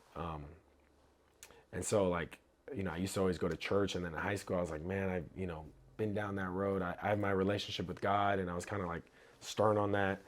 But like I'd always pray to God and be like, man, I want to do good. I want to be, this type of player, and I want to use basketball to like inspire others. That was always my thing. I want to use basketball to inspire others. And, I feel like my relationship with God kind of grew during that time. And, just so many lessons, the worst times in your life, if you have the right perspective, are going to teach you so many lessons that, lead you to the greatest things in your life. That is a quote that we're going to use. That is amazing. So I had to put the period right I there. love that. That is awesome. No, thank you for sharing that, man. I think appreciate it. The amount of faith someone has can take you so far. Like there's a lot of people who will be in your situation and not see the positive on the other side, and for them to know that someone did do it, right? It's not them, they didn't have the same upbringing, but somebody did do it, gone from the highest ranks of basketball to having cancer, to beating cancer, to still getting the opportunity to play college basketball. It's possible. And so, and to put it into scales, like you said, what's important is your life, right? And your health and all these things, not a coach hating on you. There's things, put the work in and keep the faith, and that will bring you to what you said. You want to inspire people through basketball, and you're doing that at a large scale. And even, it's so important for you to share your story, and not just because it's something so extreme, it feels like, but you never know what part is going to touch the next person, right? And so, man, I just want to encourage you to keep sharing this. Not because, not for it to be played out, right? But it is inspiring, man, on so many different levels, not just the basketball people. And so I know Karina's probably back there crying. She's very emotional. And so she can't hoop, but it just teaches you something about perseverance and faith. And man, the things that you pray for or you ask for, you're going to get them, but you're going to have to go through some stuff to go Without get a it. doubt, yeah. So, once again, thanks. God's going to ask you, man, you really want this? Yeah. Man, no, thanks for sharing. So, Cal Baptist. So you got a piece of your dream. You're playing college basketball. Yeah. What was your experience like at Cal Baptist? Cal Baptist. Oh, man. So this is like a whole nother chapter. I go in and, I've what was it?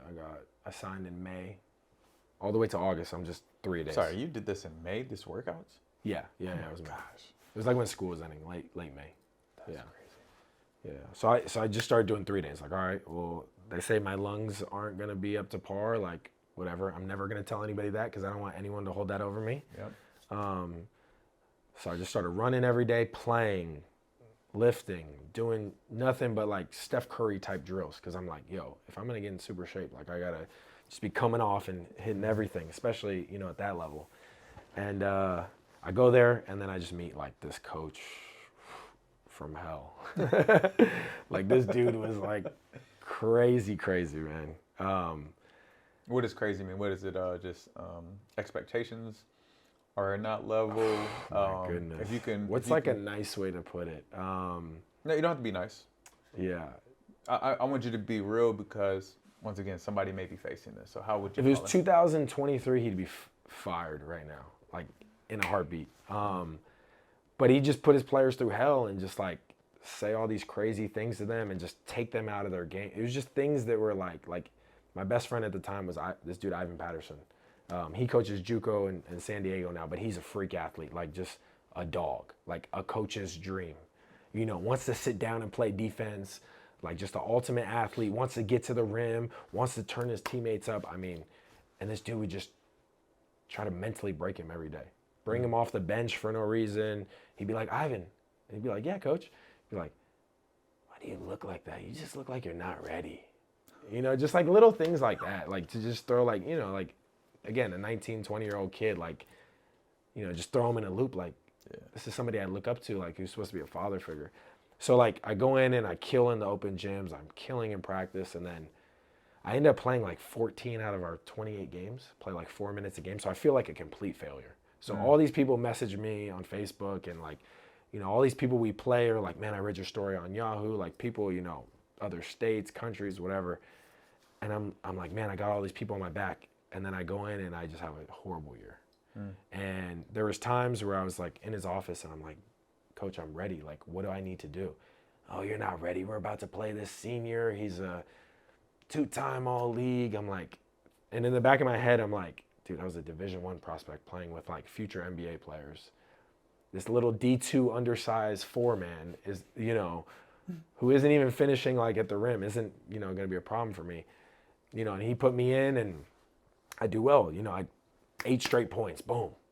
4 rebounds, within like 3 minutes. And then he'd pull me, be like, oh, you weren't talking enough. Send me the rest of the game. And then wouldn't play me the next game. And I'm just like, all right, but the dude had 0 points. I took the ball from him twice. The guy who you have in front of me, who doesn't even care about hoop, he's like 25. He's just here like holding on to this. Like, he's not in the gym every night with us. He just got fried for 30. And like the 3 minutes I'm in, he's trying to bully me, and I'm just ripping him. I'm blocking him at the rim, creating a fast break dunk. Now the whole crowd's behind us, and I'm like, I just can't figure it out. And then so, after season, I said, I'm transferring, and he knew it. We had a meeting and everything, an end of the year closeout meeting.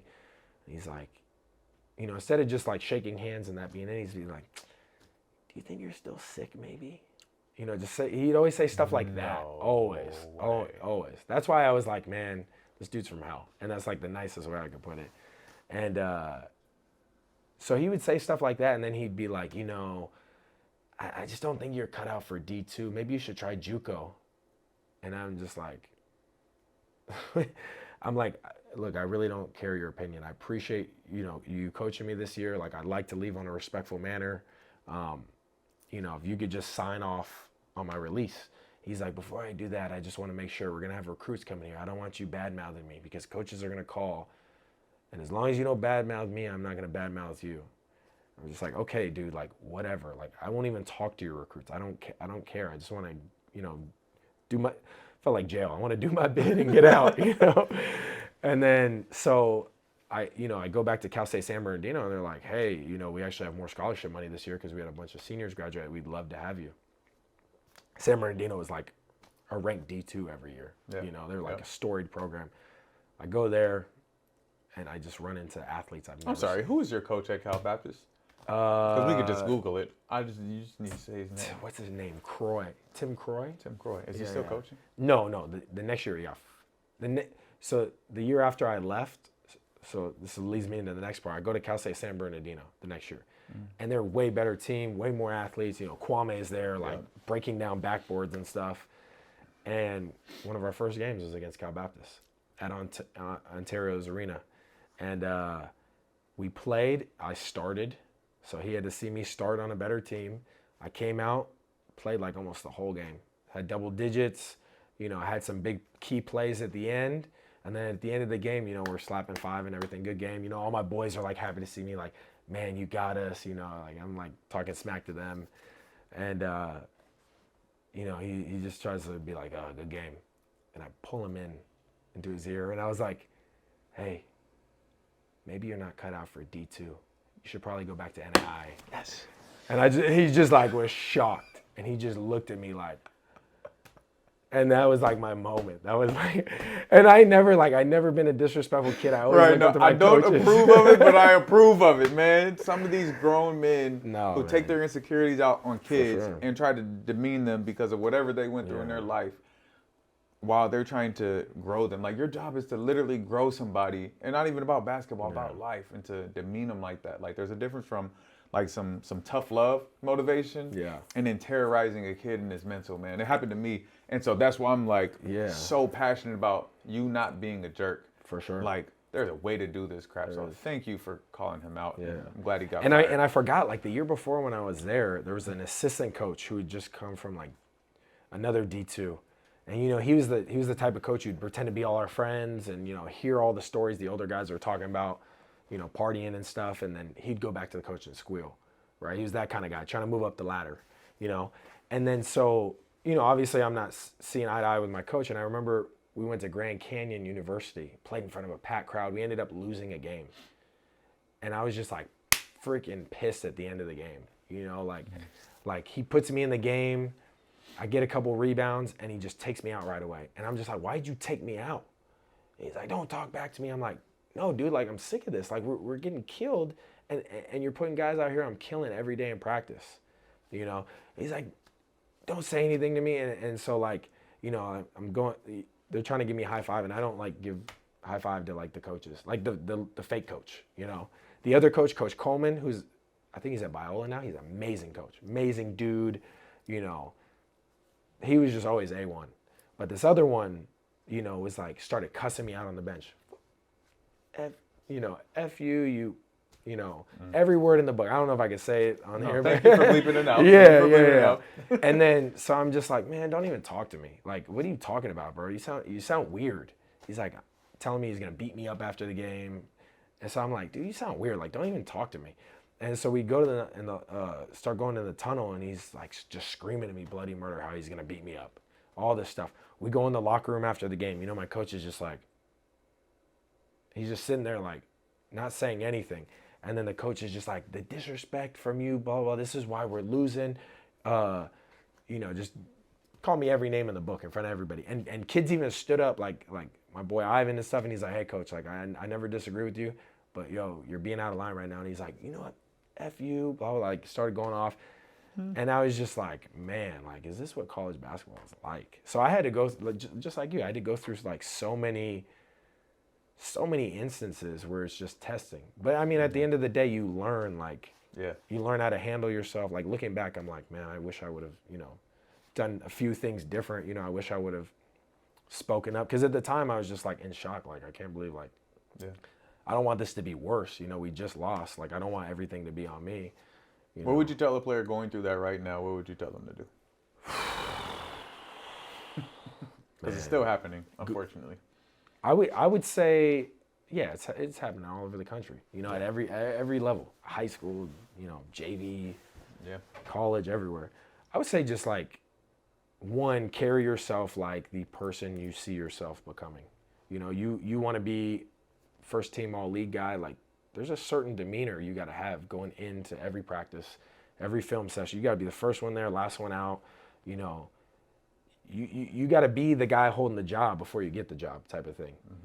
So I think that's just like the biggest thing. Just always, you know, have respect for your coaches. Like, you know, they're people too at the end of the day. So even if they're in the wrong, like, they're gonna see you roll your eyes. They're gonna see you back talk. Like, you don't need to stoop to that level. You know, and you never know. Maybe they're going hard on you because they believe in you. Yeah. Like I know a lot of coaches who really want to pull out potential in players. Like I have a player going through it now. Like she's a freshman on varsity, and she's like, my coach hates me. Like she's taking the love away from the game. And I'm like, do you not see that she starts you as a freshman? She trusts you. She trusts you.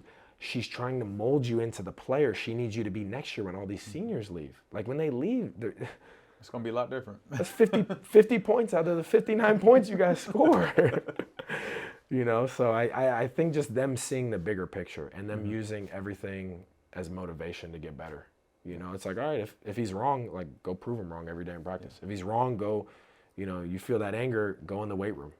Go get extra shots up when you don't feel like it, you know? Like maybe say no to this party or this hangout and just get yourself better and ready for what's next. Yeah, awesome. No, thank you. And get out of toxic situations. For sure. But like you did. You left at the end of the year. You saw that wasn't. But we live in a day and age too where it's like if kids don't play right away, they transfer. Not playing right away, being abused emotionally and mentally. If you're not playing, you need to get better. No coach wants, well, it sounded like that coach wanted to lose, but no coach really wants to lose, right? They're always going to play the players that they trust and that have put the work in. So taking the basketball out of, if you're getting emotionally and mentally abused by a coach in a way that, you know, isn't conducive to your goals, like get out of there or talk to somebody and get some advice to get out of there. Don't try to stay in that environment. And you got into a much better situation at San Bernardino, it sounds like, and got your payback and got your comment in, which is awesome. So, so you finished your career out at San Bernardino. What was your experience like playing, you know, in a different environment in a high level team? It was different. I went from, you know, a Baptist school, super strict, you know, dry campus, so there's no parties on campus or anything. You know, you can't cuss, you got to go to chapel. And it was just so strict to going to San Bernardino, a Cal State school with no rules. In San Bernardino, where it's like crime rate is high, you know, it's just like two totally different environments. And I love both. I love my time at both. But San Bernardino, obviously, just basketball-wise, you know, much better players, much more driven players, you know, players who went on to play. Like, I played with so many pros. Like, my junior year, we had 11 guys who were D1 bounce backs. 11 guys who played D1 and transferred to a D2 school. So that shows how talented we were. And, you know, obviously not all of them were eligible. A couple guys get hurt, just like, you know, anywhere. But just being in that environment where it's like, man, if you don't help outside the key, you're getting dunked on every time by Kwame, or, you know, Kwame's getting dunked on. And it's just like, man, just being in that environment was just kind of everything I wanted, you know. And I had a tough-nosed coach who was so hard on me because he knew like I was the leader, and you know, a lot of those guys he got were D1 bounce backs for a reason, type of thing. So you know, so he was always just like, if he wanted to get a message through the team, he'd always kind of go through me. So, and at the time I'm like, man, why is this guy on me? I've already been through all this, you know. But looking back, like, man, learning to play my role and being a star in that role ultimately taught me how to be an amazing professional. You know, not only like carrying myself and stuff, but just coming off the bench, like, dude, you got to produce right away.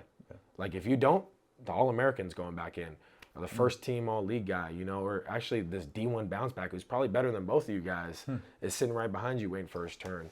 So just having that pressure every day, you know, just really taught me like, all right, once it was my time to shine, like, you know, I'm taking advantage of every minute. Like, we're on go as soon as tip off. You know, we're not feeling our way into a game or pacing ourselves. It's like, dude, that competitiveness brings out the best in you. For sure. 100%. And that's why I say bring that on early on in life, right? So when you get to college, you know how to respond to it. You were put in tough situations before that with basketball, and you gotta come out, you gotta come out swinging and just pushing through so you can know how to do it. And so when these parents are jumping from club team to club team in middle school or high school to high school, whatever it is, because they're not playing, I'm like, go through it now. Like, go through that adversity now. You don't want to do it when you're in college because it's going to be too late. You're going to lose a lot of years doing that. For sure. And so, and it's about the mental toughness of it and fighting out of it. So, did you guys do well and make the tournament? Yeah. So two out of 3 years we made the tournament. My junior year, we had like a 22-game win streak at one point, but we won the CCA. We actually hosted the NCAA tournament because we were the #1 seed on the West. Sweet. The year before my sophomore year, we lost to Western Washington at Western Washington, which like was this crazy game. And then, the next year we got payback on them, and then the next year was at our house. So, man, there's some amazing battles, like playing Chico State, Cal Poly Pomona. People don't realize how many pros come through, especially the CCA. Like, it's the toughest D2 conference. Right now they have 4 teams in the top 25, and it was like that every year. Yeah, man. Who was at Cal Poly Pomona then? There was some. Dude, it's like they had an All-American every year. Yeah. Mitchell Anderson, when I was younger. My boy Duron Scott, Terrence Drisdom. Yeah. It was just, they always had like 6'6" to 6'8" guys who were like guards. Like their point guard was 6'7" every year. Yeah. They played that 1-3-3 zone. They were number 1 in the whole NCAA, like for defense. Yes. Like they held teams under 45 points a game. Yeah. That's crazy. It's insane. So what's the best you guys finished in those 3 years making the tournament? How far did you guys get? 2 out of the 3 years we were ranked. So my sophomore and junior year. My senior year, I kind of got the short end of the stick because I was one of only 2 returners, and the other guy didn't really play. So we just had like a brand new team slapped together. We still did well. We were like 3rd in conference. But yeah, the sophomore year, I was like starting, in between starting, coming off the bench. My junior year, I came off the bench. I was like 6 man, and then my senior year was like my show. Nice. So yeah. Man, you've been through it all. I love it, man. Your experience through basketball, to be able to coach that now, right? Yeah. The mental part. It made my transition to overseas a lot easier because, no matter where you go overseas, it's going to be tough and it's going to be grimy. And, if you go to Europe, even if you play a high level, it's like, man, you're going to be in the snow for 10 months out of the year. You're going to be away from your family. You go to Asia, you go Middle East, like, there's going to be adversity everywhere. So I think just going through all that stuff early made me prove how much I want it, and it just made that transition a whole lot easier. All right, so yeah, we're going to hop into that, your transition to pro, right? So college is over, you get your degree? Yeah. What'd you get your degree in? Business. Business, Business management. There you go. So you're using that degree, awesome. Yeah. And so how did the transition to pro go? Were you, everybody's looking at to go into the NBA at that point. And so what was your experience like trying to get paid to play basketball?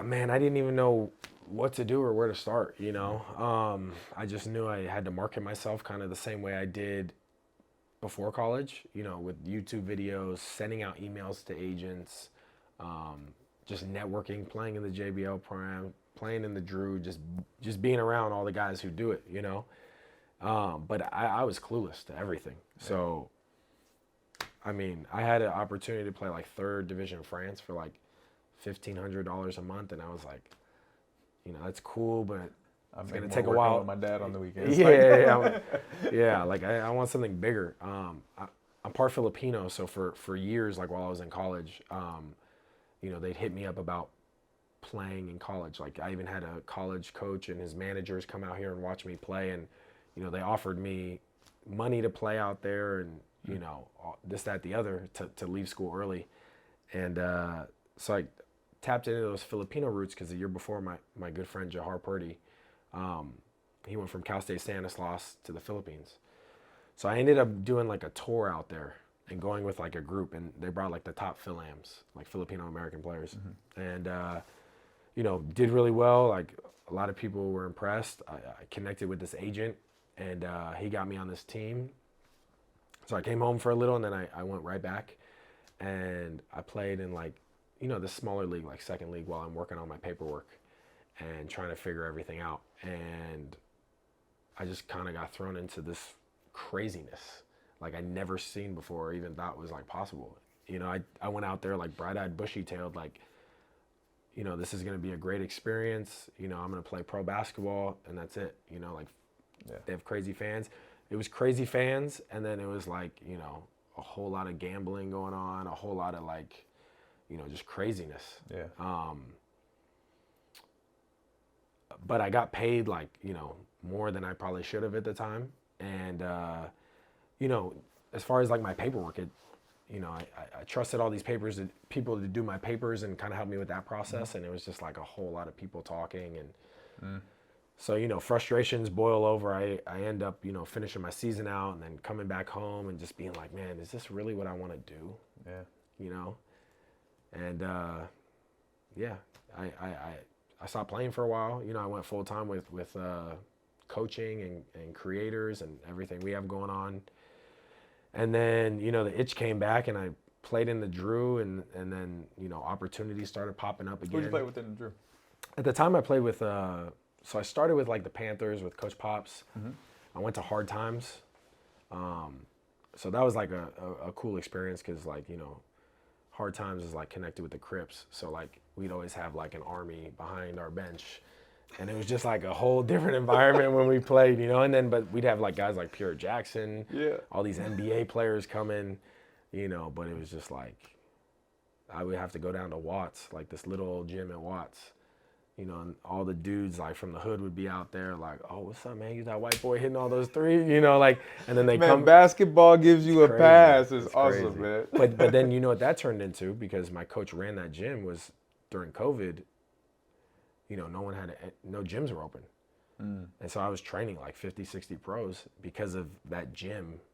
Wow. In Watts. Because you had the connection, because you were. Yeah, and so I'd bring all these guys and they'd be like, man, are we safe? But they would see real quickly like, oh man, you're here with Blow, or you're here with, Pops. We'd walk in and then they'd, circle the court or whatever, be sitting down watching. They'd be like, man, so excited to just like see us working towards, something bigger. Yeah. So it's just crazy. It's just crazy the places like full circle, man. I'm like, some white guy from the suburbs, and here I am in the middle of Watts on Hood Day, like talking to like, the top like gangbangers about like, hey, this is when you leave the gym, call me. I want to make sure everyone makes it out here safe. Like, you guys are good. Just make sure you're with us. Blah blah blah. So like basketball takes you some crazy places, man. So which one was crazier, the Philippines or Watts? Philippines. You seem like you don't want to talk about it. Do you want to talk about it at all? Yeah. I mean, I guess the best place I ever played was the Philippines. Okay, and so somebody who has an opportunity in the Philippines, give them some advice for when they go out there. When you go out there, one, make sure you're with the right people. That's the first and foremost. It's extremely political out there. It's like hard for me to talk about it because I don't want to say the wrong thing. Right, no, that's what because I'm still like highly connected out there. 100%. So when you go out there and you connect people with the Filipino teams, what do you do for them? There you go, to make sure that they're good. So I just make sure, man, they're around the right environment. They're going into somewhere where they're wanted. So like not every place wants Philams. You'll see teams that have no Filipino Americans. They want to keep it very local. Two, make sure they're with like the right agents or they have the right mentors around. Make sure they're around the right players, because like Manila is very small. It's like, it's big, but it's also like the traffic makes it seem bigger. You sit in traffic all day. So you're like, man, it's taking an hour to get here, but it's really like a 10-minute drive, Also like LA. Dude, it's smaller than LA. Not the traffic. I'm saying the traffic. It's 10 times worse, man. That's crazy. You'll sit there all day. But yeah, just making sure, you're... So being connected to the right network, the right people, and you making sure the right hype is behind you. You have to market yourself the right way, just like anything. And the more you market yourself, and then just choose wisely where you play, because there's so many different places you can play out there. So many different leagues, commercial leagues, tournaments. I mean, look at Dwight Howard's in Dubai with a Strong Group right now. So like, obviously opportunities like that, you're playing with NBA players. Like there's a kid playing who is the college MVP, and he's a local kid, and he has the most points in the tournament right now. And all he's doing is catching and shooting threes, getting a couple layups in transition, dunked the ball a few times, and now they're talking about naturalizing him in Dubai. So it's like, imagine what his money could potentially look like. Man, that's different. That's awesome. All right, so you come back, you play in the Drew, and so you get the itch back. What happens next? I'm trying to think. It's been so long. It's like 2016. Okay. So I go play. Got to look at my resume again. You had Indonesia. You had China. I'm just trying to remember like the Kong. timeline. Yeah. But I go play in Hong Kong. So it was actually a team from LA. So Coach May. I don't know if you know Coach May from the Drew. No. Mike Martin.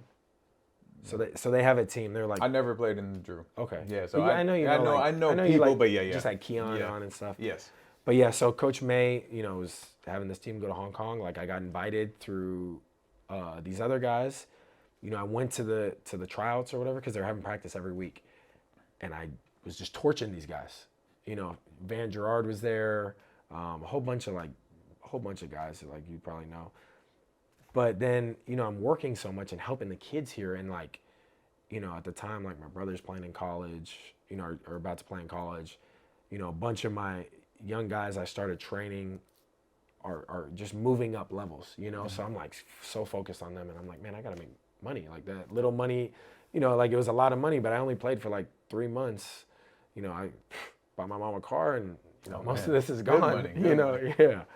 Yeah. But it's gone now. So I missed all these practices, and it was like a few weeks before they were gonna leave, and I was like, hey, I haven't heard from you guys. So I pop up to a practice, and they're like, oh man, sorry, like we really wanted you, but we filled all these spots. Like, you haven't been coming to practice. And I was like, all right, well, if there's any way, like if anyone gets injured, like I'd love to just practice with you guys, like blah, blah, blah. So then that night, I freaking torched them. I was on like a killing spree. Like you already, like I'm sure you can already tell my, like, oh, I'm off the team? Yeah, you can already tell my mentality. So I mean, I was hitting everything, like pull up threes in people's faces, like double team, step back fadeaways, like posting people up, getting them dunking in transition, everything. And then the owner happened to be there, and he was like, no, we need you. What? Like, we're going to find a way. We're going to, we'll kick somebody off if we have to.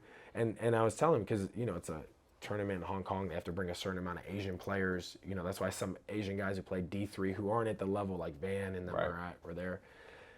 And I was like, hey, if it helps, I'm Filipino. Boom. Yeah, so he's like, what? He's like, send me all the paper. So I get all my grandma's paperwork, send it to him and stuff. They clear me. The next week, I'm like flying out to Hong Kong. So I go play in Hong Kong, and at the same time, I'm talking to this guy on Facebook I never met, and I'm like thinking like, all right, is this a scam? Is this real? He's like, yeah, I own a team in Thailand. I don't know anything about Thailand. He's like, my uncle, he runs the league, so he could kind of change the rule. Like, I know you count as Filipino, so we can have you count as like an Asian heritage player, because there's 2 spots. It's like 10 Thais, 2 Americans, 2 Asian heritage players. But the Asian heritage players were like Jason Brickman, all-time leading NCAA assist guy, Matthew Wright, who went to St. Bonaventure, like that level of talent. Yeah. Like even Mikey Williams, who plays in the Philippines. Oh, now. Yeah, went to Taft, Yeah, so guys like that. So I'm like, okay, cool. So I'm talking to him, but I'm also talking to High Tech, who at the time I didn't even know. They kind of run the league, and they own the referees, and like, they're big. They have big time money. They're with the national team. So I go out there to Hong Kong. I haven't signed with anybody yet, and I'm playing in these games, but I already know I'm going to sign with this other team, Mad Goats, and fly out. But I see the High Tech guys there because they have their national team there. And the first game we played Singapore, and I had like 36 points against Singapore's national team. And I was just like doing whatever, bouncing it through my legs, throwing behind the back passes, like throwing down dunks in transition. You playing 21? You out there playing pickup ball? Yeah, well, it's been a while. Like, I'm hungry, and I was like, man, this is like, this is my chance. Because even after that rough time I had in the Philippines, I told my parents, like, man, I just want to go play in different countries, like just for short little stints. I don't want to be gone from home very long. Yeah. I want to just go play for cups and like make my mark and have fun. So like me going in, I'm like, dude, I got to break the record for points. I want to lead this team to a championship. They won a championship the year before. I'm like, I can't come in here now, lead this team, and we lose it. So we ended up having a great time and won the championship, got MVP. I was the second leading scorer. The dude who beat me was like this Indian dude, bro. He's like 40. He plays like a Luka. But he was like their guy. We actually played India, and we beat them, but they had like 7 guys over 6'10". Yeah, no, they got, it's crazy. There's a lot of people in India. Yeah. So I played in Hong Kong, and then went to Thailand, and then I had no idea what to expect. I hop off the plane. The guy's he went to the wrong airport. Oh boy. So he's like, yeah, just take a cab to this mall. And I'm like, oh dude, this is like, so I'm like texting my parents like, hey, this is where I'm at. Like, blah, blah, blah. This is what's going on. I'm like on edge, man. And so like he picks me up, and then, we start practicing, and it's like right during Christmas. Yeah. Right during Christmas time. And I have like Magnum Roll on my team, who's like 6'11", play for the Pacers. Mm-hmm. He's like Paul George type game. Just uber athletic at 6'11". I have this dude who's 7'4", James Tyler on my team. Yeah. And then the other Filipino American heritage player was like this Canadian dude, half black, half Filipino, AJ Mandani, just tough nosed guard, played JUCO in Chicago, went D2, played in the Philippines, like PBA for years. So we had like a really good team, and ended up, just first game I had like 20 and 10, something like that, 24 and 12. I didn't know what to expect. I was like, man, I'm gonna just be on go mode. Like, I already know Magnum's gonna get his. Like the 7'4" dude, he seems, he's gonna get his. He's not too worried about his. Like, he's not too worried about running or anything. He's just there. Yeah. But I mean, he's the bucket every time. But yeah, I ended up, just having a great year and then learning from those guys who were like mentors. How long was the Thai season? It was short. It was like 3 months. Oh, nice. I ended up getting best small forward, first team all TBSL. And then, that set me up for the next year. They're like, man, we want you back. We're going to triple your money. We need you, blah, blah, blah. Because it's a cheat code when you count as an Asian heritage. So I use that to my advantage. 100%. I think everybody should understand that opportunity that they have when you can become, have heritage in any country, right? And to play basketball. So. That's why I tell kids now, like, they think I'm crazy. I'm like, oh, what are your parents? What are your grandparents? Yeah. Hey, go take this, what's that test that you take? Right? Yeah, the ancestry test. Go find out what you are. Yeah. Go make some money hooping. Yeah. Sure. I'm already, like even Andrew. Like, I got Andrew on the Israeli national team during COVID. Oh, man. Yeah, they're mad, though, because he played Strive for Greatness instead of the European Championship, but I mean, he'll be all right. Yeah. Hey. But there's like a bunch of kids like I'm talking to, like Ireland's national team for these two little twins on our travel ball team. So, I mean, people have no idea just like the opportunity is out there. No, and talk about it. I mean, that's it. It's like you found, hey, I have somebody of this heritage, and that's who you reach out to. That's where you make that connect because it opens the door, is what it is. You start in the Philippines, but now you're in Hong Kong, and then you're in Thailand for sure, and more. And then so when I proved myself, like after that first season in Thailand, all of a sudden some guy found me on YouTube, hit me up on Instagram. He's like, hey, I think my best friend who's the general manager of this Indonesian team would love to have you for this cup. And so I was like, oh, okay, cool. Like the Drew League's just ending. Like this is, perfect timing. So then I went out to Indonesia and I was like, hey, all I ask is if I come out there and play this little cup, obviously they're paying salary, like you're staying at a five-star hotel, all that stuff. But I'm like, I want to throw a camp out there. Right. So that's kind of what I always did at like every place. Cause I was like, man, I want to give back. Like, and they're like, okay, how much are you going to charge? I'm like, no, I want to have free camp. Like I want to help kids in need and like stuff like that. So they always set that up. And then that first time I went to Indonesia, they were like, yeah, we need 2 more imports. I'm like, dude, I got this dude, Marcus Bell. I played in college. He's a monster, 6'9". Like he just wants to take your heart, I was like him. And then this dude, Duran Scott from Cal Poly, like they're both in my league.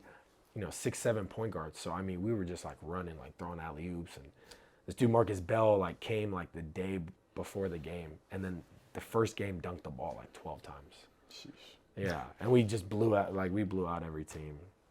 Yeah, and then after that, it just solidified my spot. I got all tournament stuff, solidified my spot in Indonesia. So then, a few months later, they had like a bigger cup, and I came there, played with Samson Carter, who was like an ex-Memphis Grizzly. Yeah, great dude, man.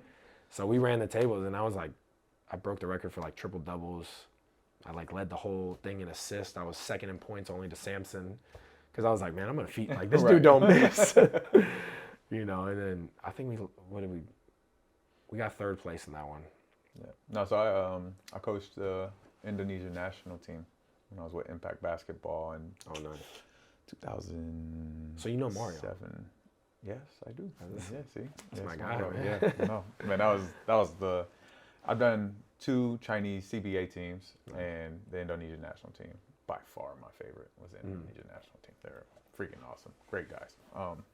They had like they called them the Indonesian LeBron Arca. Yeah. With Sandy. Yeah, all them. Yep. Down at 360 Health Club. Down there. I missed that, man. So yeah, that's crazy. So you're planting your feet all over the world at this point. And so you still played up to like a few months ago. You were gone.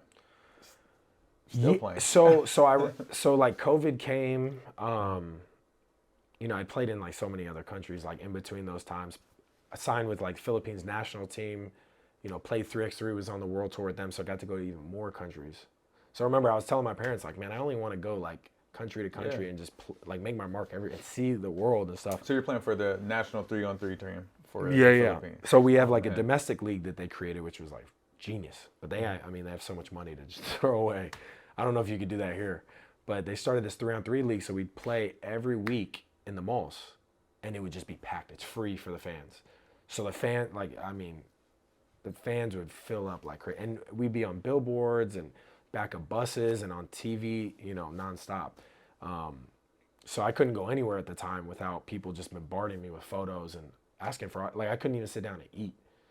Like when I first met my girlfriend, when we first started dating, my wife, when we first started dating and she was my girlfriend, we would like go out places and people would just be like, oh, can I get a picture? Can I get a picture? And it was just like so much, I'm like trying to like, she's not trying to give me the time of day, and I'm trying to like, sweet talk her and stuff. And then all these people are pulling me all the time. That had to be somewhat attractive to her. Yeah. That you're a man of the people. It helped. I think it worked for her. But yeah, man, it was such an amazing time. We got to go to Russia, France, Qatar. We played on the Red Sea. Like we were right there in this Colosseum. Like, those Greek like Colosseums? Yes. It was like that. And the Red Sea is like right there with the waves crashing and the sun's hitting and it's like, purple sky. It was amazing, And when we played there, we actually played Serbia's top team, the number 1 team in the world. It was Le Mans at the time. So they're the guys who just like own 3x3. They just run it every year. They win the Olympics, they win everything. They make millions playing this game. Wow. And now they go to China, and like China pays them crazy amount of dollars to train the national team and like build their program and stuff. Does America have a 3-on-3 team like this? Yeah. They do? Okay. Kareem Maddox, Kenyon Barry, Jimmer Fredette. Oh, okay. Yeah, we got a good team, man. Oh, okay. But we don't know about it. That's the thing. Is like where are the tryouts? Yeah, kind of thing, and it's kind of people like knowing the opportunities. Yeah, it's kind of like they kind of pick tough. the guys and they kind of moved to, because it's like Coach Fran, he moved to like a lot of G League guys, so they're pulling guys from the G League now. But yeah, man, there's so much, and again, there's so much opportunity, and that happened obviously because my Filipino heritage, but then it opened up doors in like all these other places to play as an American, like, so when I finished that stint, I went on to Indonesia, because for years they wanted me to play in their league. And it had been growing and growing, and it was a lot like the Philippines where they're fanatics about it. And I was just like, man, I'm making so much money with the national team and all these bonuses. Like we play a tournament every week, and it's like there's a grand prize, and we're in our league, we're winning that. And then when we go to these other countries, we're getting crazy bonuses. Like we win, just one game. It's like, oh, here's $1,000 or $2,000, and it's like, dude, we have 5 games today and tomorrow. So like. At the time, I was like, yeah, like, it's not enough money. So then what they did is, they all pay under the table. At the time, they had a salary cap. They don't have it out anymore. But they would just like be like, okay, on paper, you're making this much. And then, but here's the cash money. Yeah. Nice. And that was nice because I was like, cool, I could take cash home. Right. So yeah, but yeah, that just goes back to like, man, the opportunities out there are immense. You need a documentary or a movie or something, just so you know. This is amazing, man. Like from a hooper's standpoint, man, it's pretty crazy. And so I saw that you got a G League tryout as well. And so how did that come about? And so I was just at the showcase because obviously like I didn't know anything, but I went to the showcase, lit it up, was like one of the top players, and they invited like 4 guys. There was like a G League scout. So I went, played. And it was just after my first year playing overseas. Or no, it was before my first year. And so, yeah, I didn't know what to expect. I just went out there, played hard, and they said, okay, thanks for coming. That was it. Okay. So then the next time when I left the Philippines, I already had a relationship with the GM and, Kobe Carl, I'd met. So I was familiar to him and stuff. So I went in and I knew like, all right, these are the drills they're going to put me through. These are the type of guys I'm going to play. So I went in and I just killed it. But then I realized while I was sitting there, I'm like, this agent's in the GM's ear the whole time. Like, hey, this guy's about to, the politics behind it. Yep. Yeah, he's about to finish up his contract, and we're looking to come here. He'd like to play with this boy. The guy on the court. And I'm listening, and I'm like, dude, this is like a movie. This is like the Philippines all over again. Like, and so I'm just, I'm learning as I go. And at the time, I didn't have an agent. And the biggest mistake I had is I had an agent after that second year in Thailand. Because that second year in Thailand, I broke every scoring record there. I had like 50 points one game. The next week I had 57, right? What's the highest you scored? In a pro game? 50? No, 60, 68. But in like a legit like top league like Thailand was with like ex-NBA players and stuff, it was 57. And it was against the top team. Like they have Mike Singletary. You remember Mike from Texas Tech? He's a monster. Yes. He's the toughest dude I ever played. They had him. They had 7'6" Sam. Forgot his last name. 7'6", bro. 7'6". Mobile and strong as heck, and he just throws elbows nonstop. Why wasn't he in the league? That's crazy to be 7'6". Sometimes I don't politics, get that. man. He just don't have the right handlers. Yeah. They had Jason Brickman. They had the national team players. Like they were stacked. And I just went crazy in that league. But the problem is I signed to this agent who was a brother of an NBA player, and he promised me like, oh, I'm gonna get you to NBL China during the summer. Their second division, you're gonna make, $30,000 a month. Blah blah blah. Don't sign this 6-figure deal because after that, like Thailand was like, throwing me like crazy money guaranteed, and they're like, yo, as soon as you get off the plane, a couple $100,000. Yeah, and they're like, as soon as you get off the plane, like we'll give you half of it. And I like looking back, like I should have took it because the team folded like 6 months later. So even if I got half, You got Wow. And so you had an advisor who gave you some bad advice. Yeah. So then I'm looking around at the end of the summer, like, man, I have nothing. What am I gonna do? So I ended up just like firing him, parting ways. He's a good dude, but he just Bad advice. bad advice. Yeah. Went on to the Philippines and kind of took a chance out there. Played in the second or third league, and that's where I had the 68. Like nuts. And I'm playing like I don't even think they had imports during that one. Yeah, that's why I don't even count it. It was like all local league. Yeah. And then the national team is like, hey, you're out here. Oh, let's meet. And then that's when the 3x3 thing started. Wow. If you guys understand where the hooping can take you and just sticking with it, like not giving up on your dream and man, just allowing the doors to open for you, and just by playing hard and being determined. And I think your ability and the skill that you have that's above a lot of people is like the moment you perform in the moment. That mental toughness of, like you said before, how you got to that point where you read the right things, you listen to the music, you have this laser focus on what you're doing. If we can teach people that, right, I think some of it's a God-given gift, but I think it's a skill that you could definitely develop. If you can teach that, right, the things that you're able to do. Like, for sure. This is a hooper's dream. Play all over the world. And to drop 57, 68, however many points on people. That's why people act like it's crazy. I retired. We're coming on 4 years now.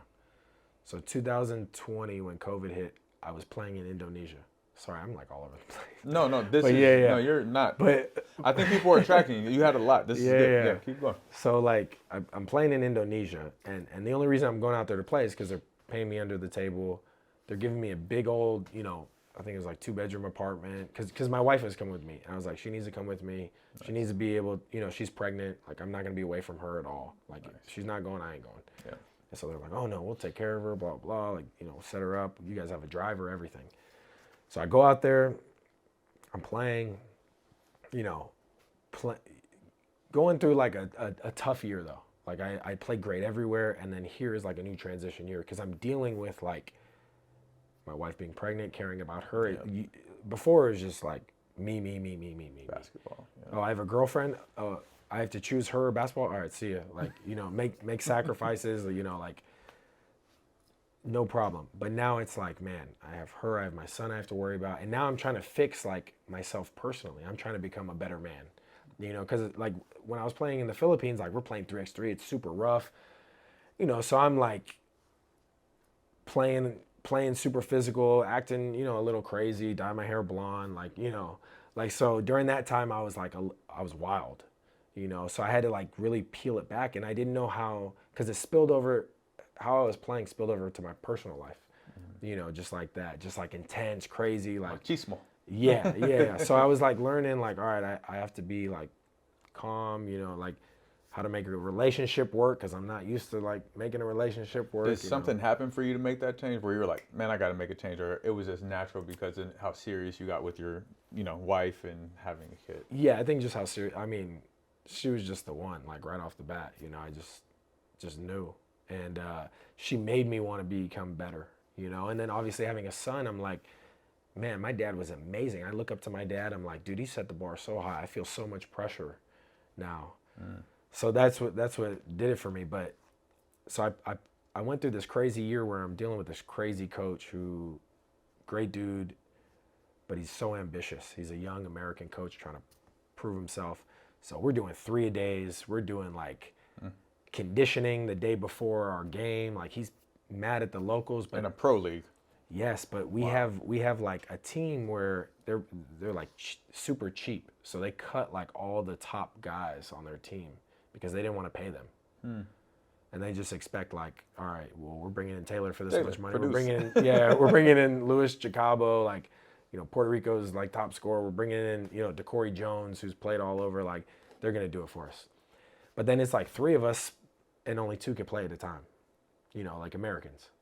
So the other 3 are like young Indonesian kids, like 18, and now they're catching. I'm getting double teamed. I'm throwing it to them in the corner. Now their idol, who plays for the national team's closing out, and they're all nervous, you know, like throwing it over the rim and stuff. So like everybody's game plan was just, we're gonna press because Taylor's gonna have to bring the ball up. We're gonna wear him out. We're gonna keep a local on him. We're gonna double team him in the backcourt, and then when he gets to the front court, now he has an American guard him, and anytime he puts a dribble down, we're just gonna double, make him give it up, make these locals, you know, beat us. And so it was just a lot of frustrations and ups and downs. And we actually beat like the top 2 teams and took first place before this like break in the middle of the season. So we were doing really well. And, you know, I took my girl to Bali because it was Valentine's Day. And I was like, man, I've never been to Bali. Like, I want something romantic, you know, and I feel bad because I'm like, this isn't like the Philippines. The Philippines is super westernized. You know, when we were in the Philippines, she's from the Bay, but, you know, she lived in the Philippines for years, you know, building businesses, and, you know, she finished her education there. And so she had all these friends. So you met her in the Philippines? We met in the Philippines. Oh, yeah. But she's from... Yeah, and then we that's came back dope. to Cali together, and then we went to Indonesia. And so, you know, I'm like, man, I got to take her to Bali. You know, we got to make this amazing. So we had the most amazing trip ever. But I come back and I was like so sick like never before. And this is like as COVID is like starting to get on the news. I swear at the time I had COVID, because the next like few weeks I was like, my lungs were out of it. Like, you know, I was like, man, why do I have the chills and I'm shivering? Like I don't get sick like that anymore. But anyway, so we come back, I'm sick and stuff like a dog. I miss all these practices, and then we fly out. Was it COVID? Did you ever find out there was no test back then? There was no test. There was no test. But then we fly out and go play in these games, and then we drop a couple games. You know, I had like 31 game, but it's the worst. Like I've been asking them to delete it off of YouTube for the longest because I look so terrible, bro. Like I look so slow. Like locals are like cutting me off left and right, and I'm literally just throwing things up, and it just like happens. So it wasn't the Michael Jordan flu game. It was a little different. No. So yeah, so then all that, you know, all the frustration of that, and then we have like these home games. We have 3 of them because we're the home team. So like every week you go to a new big city and you play, you know, 2 games, but now it's in our city. So we play 3 games and it's packed out. Dude, we lost all 3. Man. We lost all 3. It was so bad. And like, so the management's mad, you know, I'm upset, and I'm telling them like, hey, you need to treat the locals better. Like these dudes aren't getting like proper nutrition. You're not paying them anything. So of course they want to like sell games. And years later, like I found out like one of them was selling games, like maybe after we played. I think a year after he got caught like game fixing. Yeah. And they're like great dudes, but they're so desperate because they're not making any money. And they even came to me before season. We're like, hey, like we've never done this, but we know the other imports do it. Like we're going to follow you. Like, do you want to do this? And I'm like, dude, everybody knows I'm like completely against that stuff. Like I would never, no matter how much it is, I don't care if it's like we're still winning and no, like I'm against that, bro. You don't do that to the game. So yeah, so then COVID, everything. So I'm worried about my wife and our baby, and I'm like, dude, we gotta get out of here. Like, you need to get us a ticket now. Like, Before the world shuts down. release me. And they're like, at first they're like not budging, and they're like, you know what, we're cutting you. I'm like, okay, whatever, dude. Just give me a ticket. So then, like, that was 2020, and you know, during COVID, there's all these things going on. We just had a baby. I signed to play in the Middle East, and it was like for more money than ever before. Like way more money than Thailand was offering. Like, you know, money I thought I was gonna get in China, type of thing. And at the time, obviously, all I'm doing is garage workouts, taking care of the baby, not really sleeping. So I'm like, dude, I gotta get in shape, you know, because this could lead to Dubai. This could lead to, you know, bigger things. And then when the world opens back up, like, man, we're gonna have so much money, buy a house, like, you know. And then I go to this tournament to get back in shape, and I land on somebody's foot. Right? And I'm thinking, okay, it's an ankle sprain. But in the game, I'm like, man, I need to get back in shape. We just played like 4 games. So I put numbing cream on it. I try to tie my shoe. I'm like, dude, I can't walk. So at the time, you can't go to hospitals. So it took forever to get an MRI. So I'm working out every day thinking I'm going to the Middle East. It's just a bad sprain. Working out every day, finally get an MRI. They're like, you broke your heel. And they're like, you broke the smallest bone in your heel, and it takes like forever for it to fix, you know, because the blood, you don't get a lot of blood to your feet. Right. So I go through this, you know, as I'm coaching and stuff, I'm going through this whole thing during COVID, you know, it's during all the, you know, political stuff going on. And it's just like another thing. So I'm sitting in a boot, you know, I'm coaching in a boot, and then I'm like mad because of my situation, and I'm like telling my players, like, come on, do this move. And, you know, I'm trying to show them in the boot, you know, you know how it goes. So long story short, you know, I get out of the boot. I think I'm good. I signed to play in Japan. And then it's still broken. Still fractured. So that kind of was like, all right, this is a sign from God.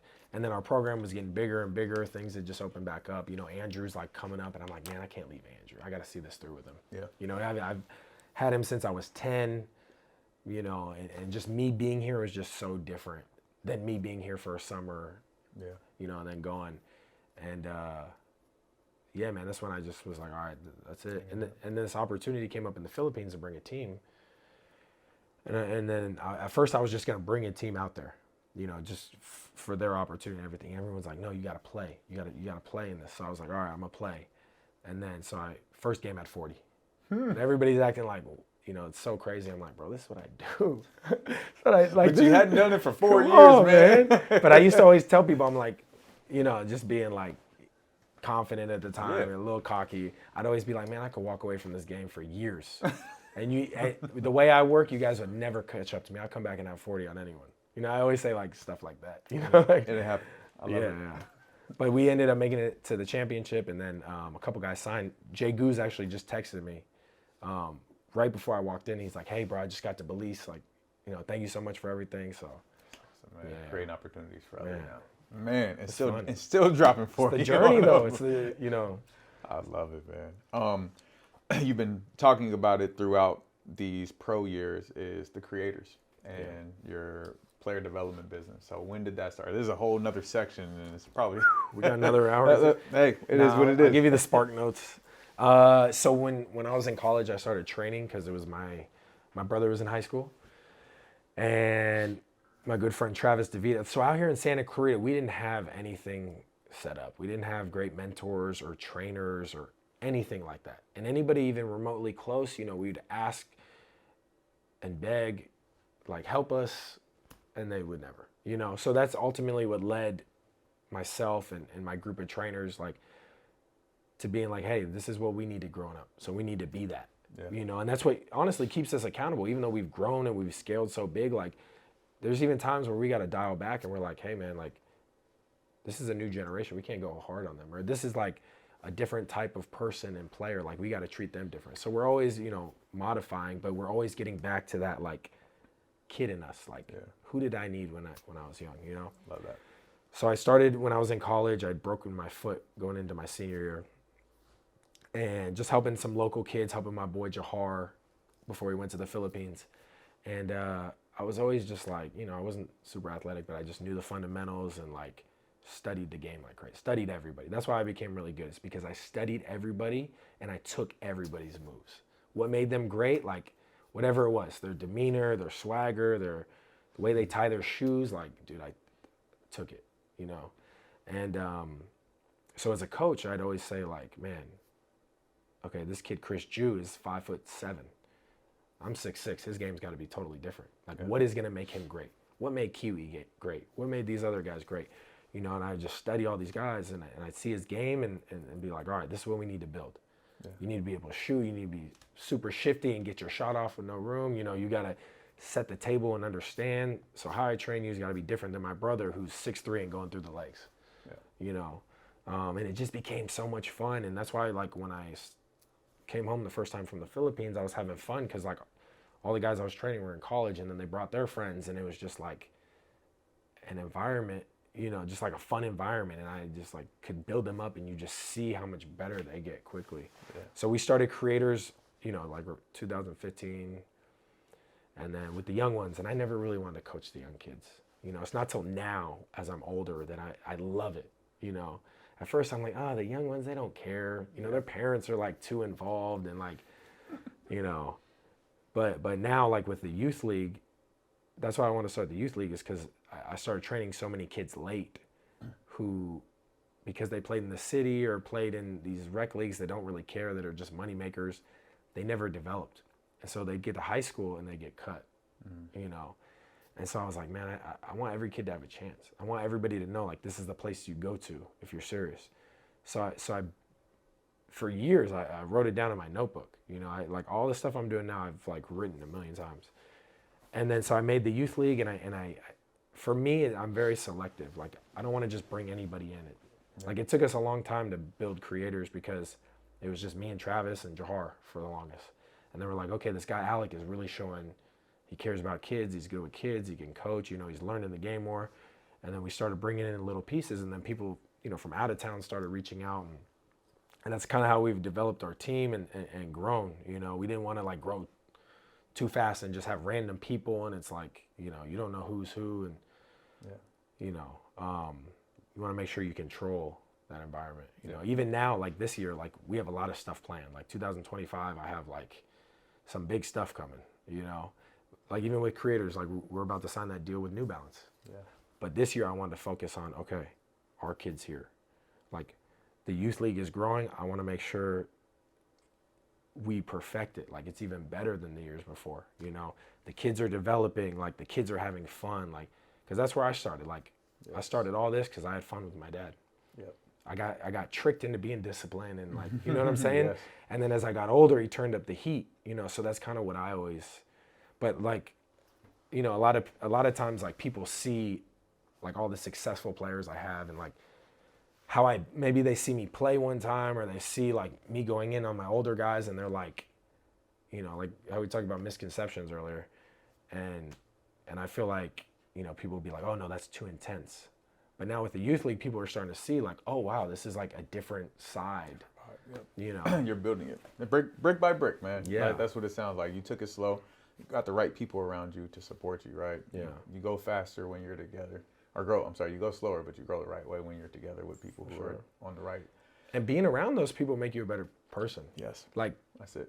That's why I want to connect you and Travis. Like, Travis is so, you know, he went to Master's College. He's so connected with Christianity. Like, that's why Creators is a Christian organization.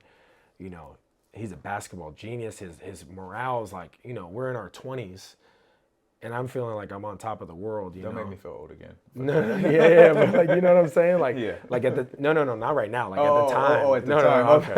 I'm over like, that 30 you're hill, still man. in your 20s, man. No. But I'm saying at the time, you know, we're in our 20s, and I'm like, you know, thinking like, oh man, playing overseas, like kind of in like a more selfish mode. Yeah. You know, and he's over here just like explaining things, taking his time with a 5-year-old or 6-year-old, you know, and it just like.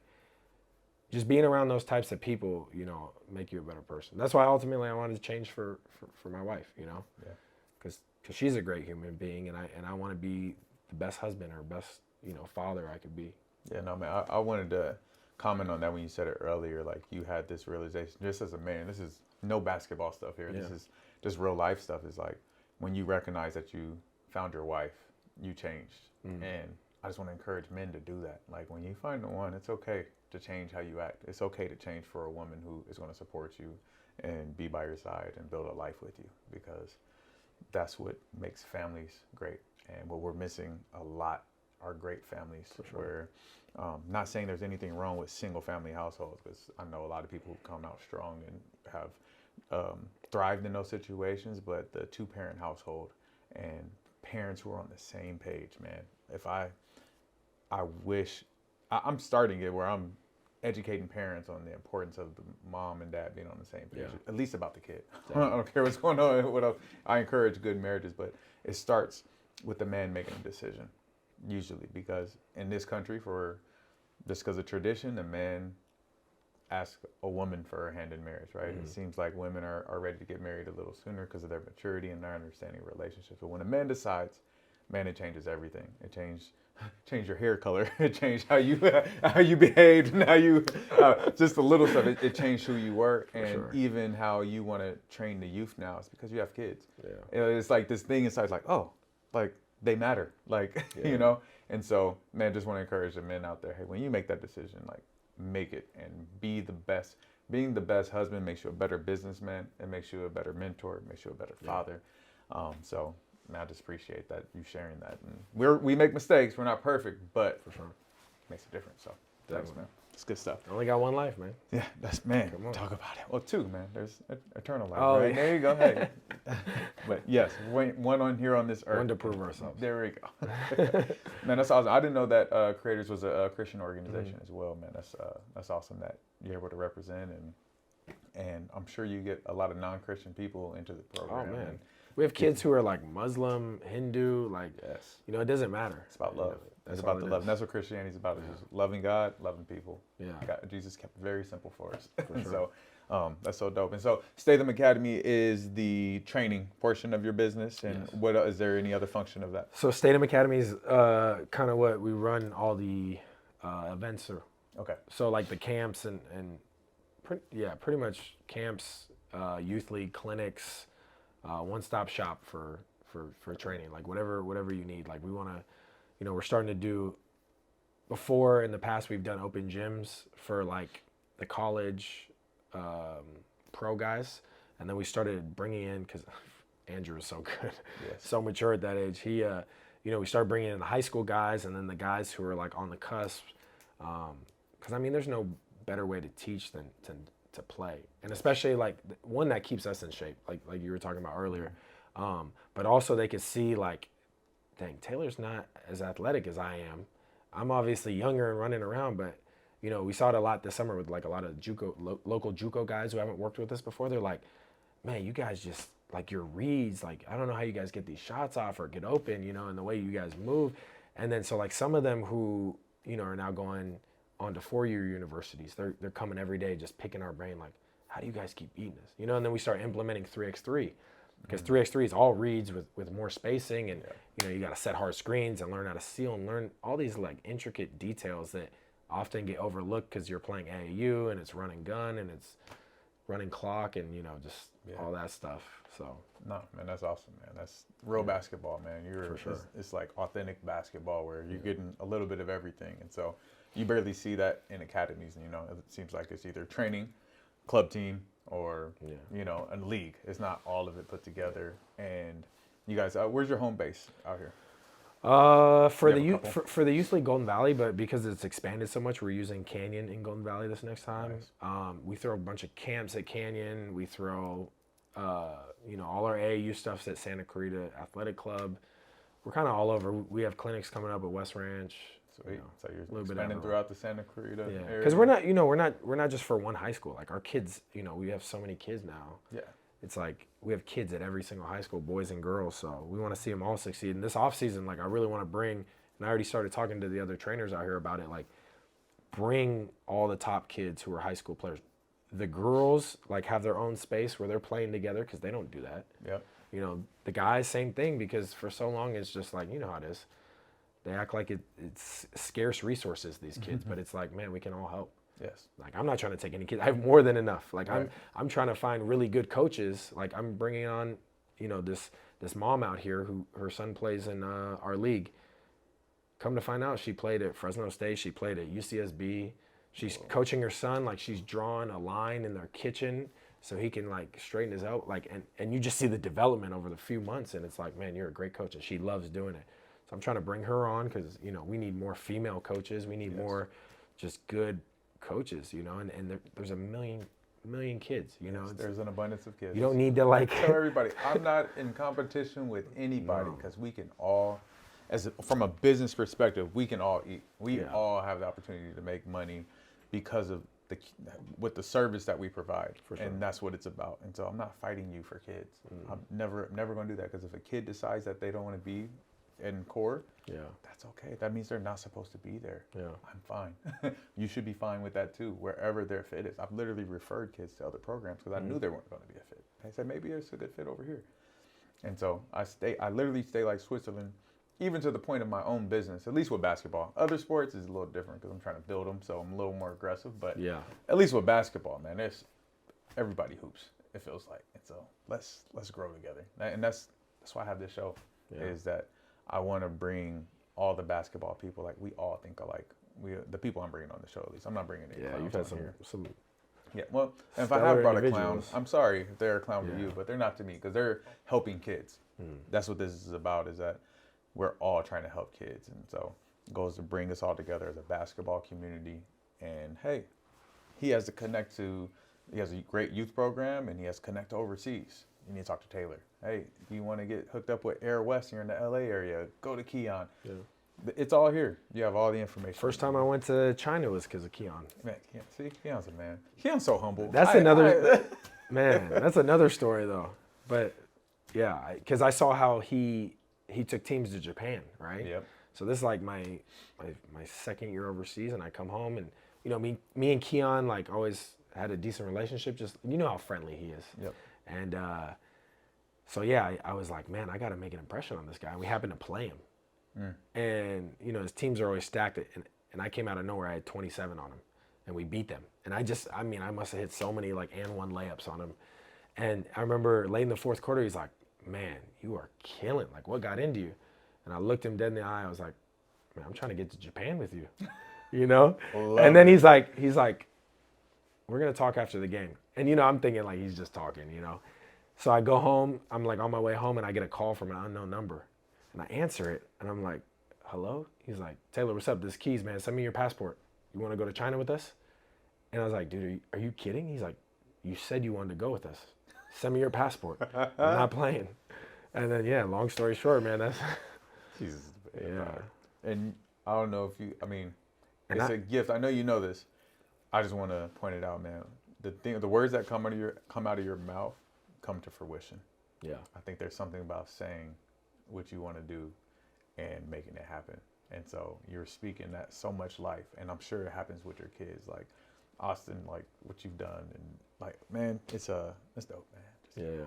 People always think I'm crazy. I always like, especially the kids that work really hard, I'll say like, it's not crazy to me. I'll say things like, man, like this kid, Jason Pearl, for example, 5'7" white kid, curly hair, played freshman as a freshman, like, I was telling everybody last year how great he was. Like, he's a hardworking kid. He can shoot the ball. Like, it's going to translate to every level. And he got it above his head now. He can shift anybody, And then in the offseason, he put on 20 pounds of muscle, cut his mile time by 1.5 minutes, And so I knew, like, he's going to have an amazing year. Now he's averaging like 21 points a game, 7 assists, 3 steals. And he's leading Legacy, who's a first-year program, to beating Paraclete and some of these other big schools that they shouldn't even be, in competition with, because Paraclete beat Canyon, who's a good squad out here, by 40 over summer. Yeah. And I was saying, man, he's a top 3 guard in Foothill League, and all these people are like, in my Instagram DMs bashing me. What are you talking about? Blah, blah, blah, And I'm like, I'm telling you, just watch. Like, I've seen it happen so many. When a kid wants it, like truly, like just him, not his parents, just the kid wants it, the sky is the limit for them. And you can see just like the upward projection, He's still 5'7"? He's 5'8" now. But his pops is like 6'6", 6 foot, 6'1"? So he hasn't even hit his growth spurt. No, he's baby face. Yes. He's 15, 15-year-old sophomore. Yeah. Oh gosh, yeah. So I grew 2 inches in college. So I was a late bloomer too. Man. So yeah, I had bounce though, so it didn't matter. I started at center my senior year. Are you serious? 6 feet or 5'11". I started at senior. I was in Wichita, Kansas. Where'd you play? I was in Wichita, Kansas. Yeah. So I'm from out here. I went to Santiago and Corona. But I feel like Kansas would be like some no. corn-fed, like... No. Listen, I was the starting center. TP was 6'8". Tony Phillips was 6'5" with a 40-inch vertical. Kendall's last name. I can't remember Kendall's last name. He was 6'8". George was 6'4". That's who I played against every day. That was my league. And that wasn't even talking about like the tournament games where there's, like you said, the little country fed 7-foot dudes. Like I was the center, but I had hops and that's why I lock people up, man. So I love to play you, by the way, just because you get buckets to see where I'm at still, But no, that's what I do is I lock people up. Yeah. So, yeah, man, that's amazing, man. How did your game change though? Like from when to when? When you went high school to college. High school to college. Like, what's the difference? I became a shell of myself. So early on, I was a late bloomer, loved the game, played a lot, didn't have any direction. Mm-hmm. My dad worked hard at work. He was gone probably 14 hours a day because he worked in Long Beach. We lived in Corona. I had kids showing me how to play basketball, and I just fell in love with it. Joined NJB, which is kind of like probably what your league is like. Had 2 great coaches, played AAU ball, and we were like, this is back then when you had to be good to make an AAU team, and so we were the best kids. You probably know Tim Denson, went to San Bernardino. He was a little bit before your time, so I grew up with Tim. Okay. And so during then, that's when I like learned to play. And so I was a defensive dude, I was a streaky scorer, but a slasher because I was pretty athletic. And then high school I knew all those things, but I didn't develop like I should have. I didn't understand. I was still doing, I'm going to practice every day and I'm going to go play 21. I was hooping. Yeah. But I wasn't learning the game. Like I wasn't watching film and nobody was like teaching me the intricacies of basketball. Yeah. And so I was just a hooper. And so you put me out there and I could compete with anybody. Developed, and then from high school, my junior year is when I kind of like, okay, he could play defense. I could shoot a little bit, streaky still, athletic. Senior year when I moved to Kansas is when my life changed. Like I went to Sunrise Christian Academy, which is like a NIBC school now. Big time, or what do they call it? One of the kids out here go there, Landon O'Brien. Oh yeah. He went to Saugus. Yes. So the same coach who is at the coach now, he was my coach at Sunrise. He went to college for a while and he came back. And the court is in the middle of the school. Like this is a classroom, that's a classroom. And so I would finish my work and I would go hoop. Mm-hmm. You could not. I was on the court before school, during school, after school. They literally would have to kick me off the court. And Coach Kyle's freaking amazing. Just amazing coach. Taught me the game. Just so happened though, I went there for 6 months, and right before the season started, I transferred to a public school. And so my dad got some bad information. My dad was told that, you got to go to public school if you want to go to college. I had a D2 offer that I should have took as a senior from Sunrise, and didn't take it. And so when I went to that school, my game changed because it's all like athletic up and down. So I thrived in that environment. I was just average like 15, 5 and 6, something like that. And but we won city, had good athletes, went to college, and I was told to set screens and play defense. That's 6 foot. Set screens and play defense was my job. Whoa. Had a 43-inch vertical. I could jump out the gym. Yeah. And when coach wasn't around, I was hooping. Open gym was crazy. Like I was on par with the guys I was playing with. Kid went to Colorado State, UTSA, Charlotte. Like we had some dudes. Mm-hmm. I could compete. Were they better? The sophomores definitely better than me. I was little. I was like 170, $170 at the time. Put on the weight and left my sophomore year. And then tried to get back into college, not knowing what to do, no information. Moved back out here, tried out for CSUN. Didn't make it, but I would play with those dudes and compete. Yeah. And still playing against pros. And so I played in the JBL.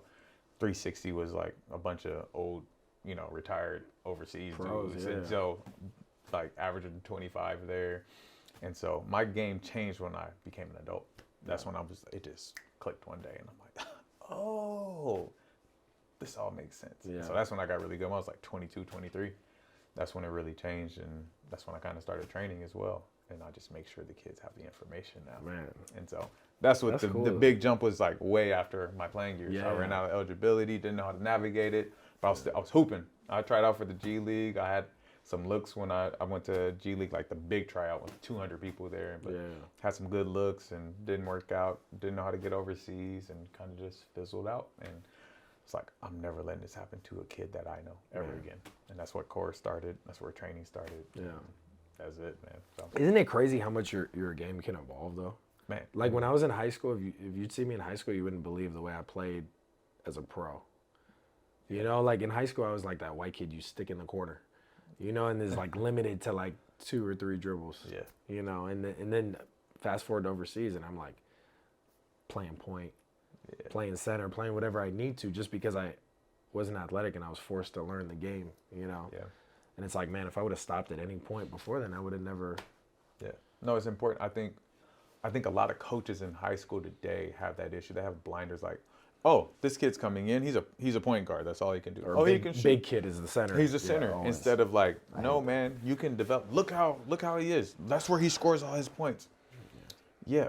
Then develop him. If you can't put a skill into a kid in 6 months' time, you're not a teacher.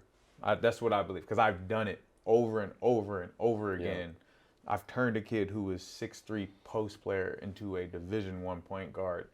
Like, it was easy because he just got in the gym, and you just prescribe them what they need, like you said, and get to work.